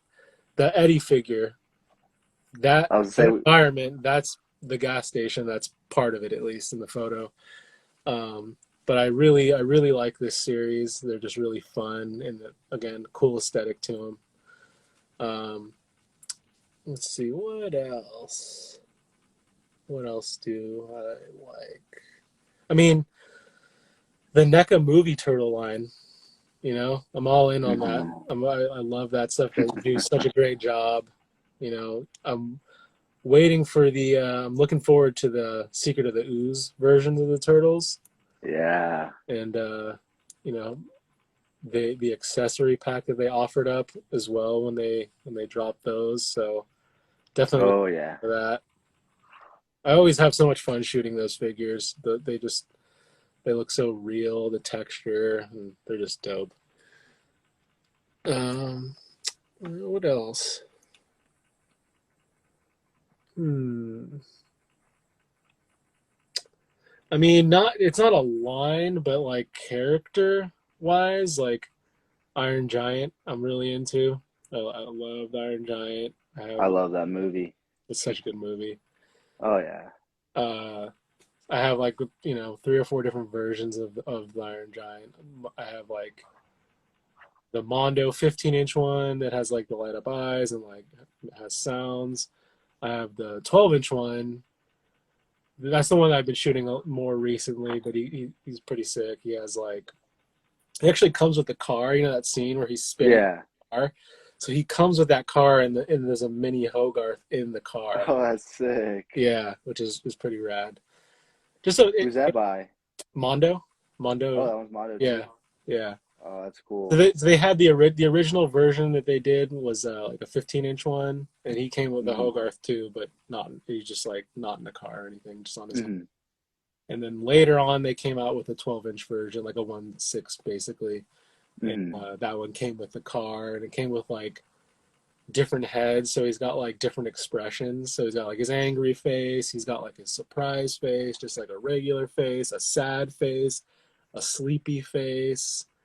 So there's just a ton of options there. And then I think it's really fun to just take photos like to show like the scale of Iron Giant, and then obviously again his relationship with Hogarth is always cool to play on too, because they're like best friends. So it's a fun character to shoot. No, yeah, I have the 1000 Toys Battle Mode Iron Oh, Giant, sick. and that one's a really good one. Yeah, Yeah, I love how hefty it is, all die cast and everything. yeah, Beautiful, beautiful figure. yeah. 1,000 toys, man. Like their stuff is so high quality. Like I have the standard version of the Iron Giant, and Hmm. yeah, like you said, like the heftiness to him, like the die cast, and just like the engineering. Like even though like you look at the Iron Giant, he's not a super complex looking character, but the engineering that they're like how he has the pull out arms and the legs, and Hmm. then like even like the little piston moves on the back of his ankle. And if Yeah. I remember correctly, like you can even pull his torso up so you can get kind of like a added range there for like his ab crunch. I'm pretty sure you can do that with that one. But yeah, that one's super nice, and everything that I feel like that I have of 1,000 toys is made like is all like super nice. Like this synthetic human. I don't know if you're familiar with Hmm. that, but if have you ever messed with one of these? I haven't, but I've seen them like with The Amazing's toy photography and stuff, Oh and yeah, yeah. so yeah. If I would, I would recommend picking one up, honestly. Like the articulation on this thing is crazy. I was gonna say it's pretty posed up right there. Like you don't get that pose from many action Oh figures. yeah, and like look at this. This is the female one. It's like look at how that's posed. Like Oh, wow, super that's cool. great.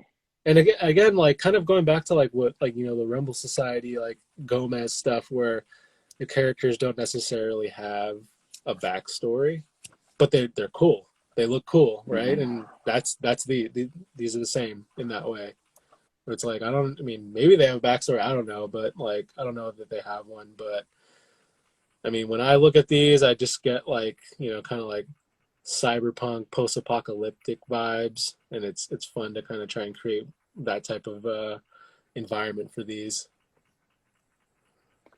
No, yeah, man, that's definitely cool. And like you said, it's really cool that these companies are coming out with these figures that have that ability to have, these cool accessories, cool looks and feels to them, but have this ambiguity to them to allow us toy photographers to really make up our own stories and create the backstories for these individual characters, Hmm. essentially per artist. If you look at every artist that shoots them, you'll find a different backstory for each of them Hmm. because of that ability. Hmm. Yeah, yeah. I mean, it is nice to be able to have that kind of like creative freedom in a sense where like, with certain characters, it's almost like you have to think out of the box or you're gonna get boxed in. Where like something like Batman or something. It's like most people could think of an idea for Batman, or where it's like Batman might be on a rooftop or on like the edge of a roof or something like that. Hmm. But if you start to think outside of the box with him, then it gets kind of interesting, right? Like not in a bad way, in a good No, way. yeah.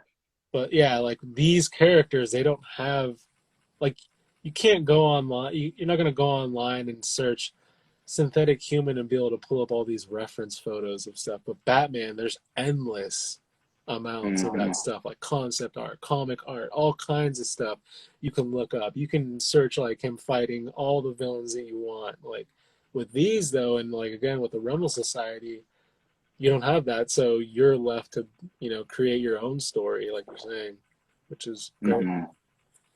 No, yeah, it's great because everybody uses the characters differently. Like especially you use Cousin Eddie in a very different way than most people use Cousin Eddie because it's such a versatile character like that. Mm-hmm. Yeah, yeah, yeah, for sure. And I love Vapor.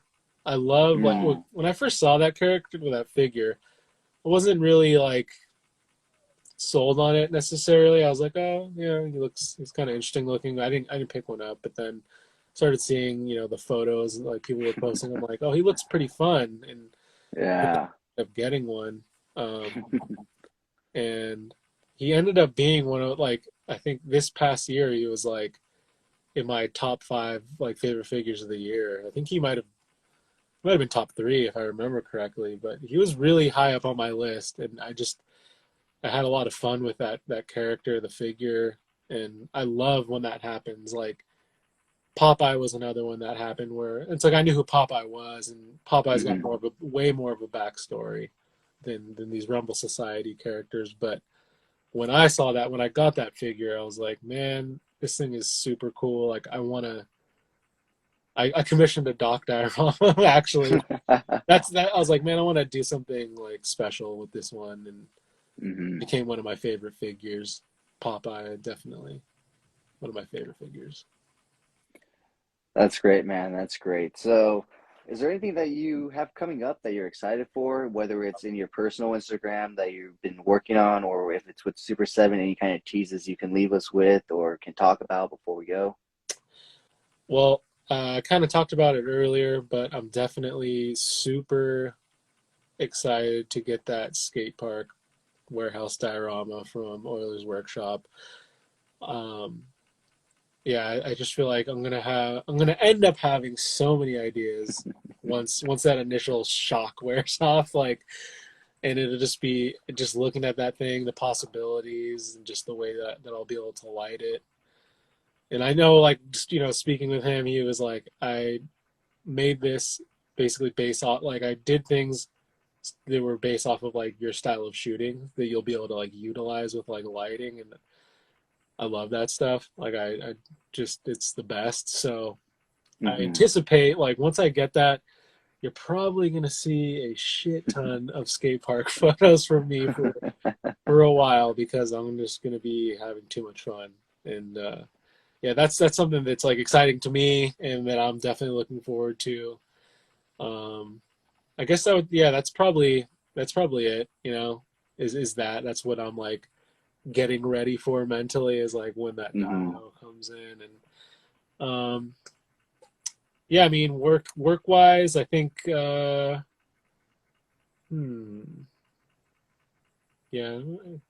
can't really say too. I can't reveal. I can't reveal anything that's not out. I'm not gonna get myself in trouble here. No, yeah. But there's definitely some cool stuff coming, TMNT wise, and just in general. If you're a fan of our stuff, or Super 7 stuff, or Ultimates, definitely a lot of cool stuff happening that I think people will be excited for. TMNT specifically, and others. And other stuff, of course, but mainly TMNT, of For course, me, I'm right? like, that's TMNT. I think for you and a lot of the people here, I think Super 7, they do a great job in all their other franchises, but, people just love their TMNT stuff. I think mainly because, like with you, they grew up with the smaller, vintage versions. And now, like you, they're seeing these larger, upscaled, more detailed, more articulated versions. And it's like, wow. Yeah. I mean, before that line existed, I remember thinking or hoping that someone would do it. Like thinking like, man, am I gonna have to go the rest of my life without like an updated Ray Fillet figure? And then here we are, wave 5. So he's coming soon. So just wanting all those characters and toys that I had as a kid, and getting to see that come to life now is awesome. Well, not only did you get your updated scale and updated articulated figures, but you even get to shoot them and get to handle them and see them all before everybody else. Perks of the job. Yeah, no, it's right. Wild. Yeah, it is super cool.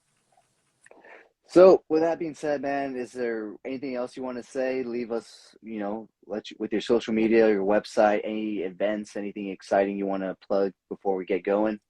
I'd just like to thank you first, and thanks for having me on. It was definitely a great time talking to you. It's always cool to again, talk to like-minded people like yourself, and I appreciate you doing this show in general and just bringing people on from the community, because I think a lot of people appreciate just hearing again, sound like a broken record, but like-minded people, you get to get a sense of like they're like me, like the Spider-Man thing, like they're all pointing at each other. It feels like that, where it's like when you sit down and talk to someone, and it's just always fun and a cool thing. So thanks for having me. Yeah.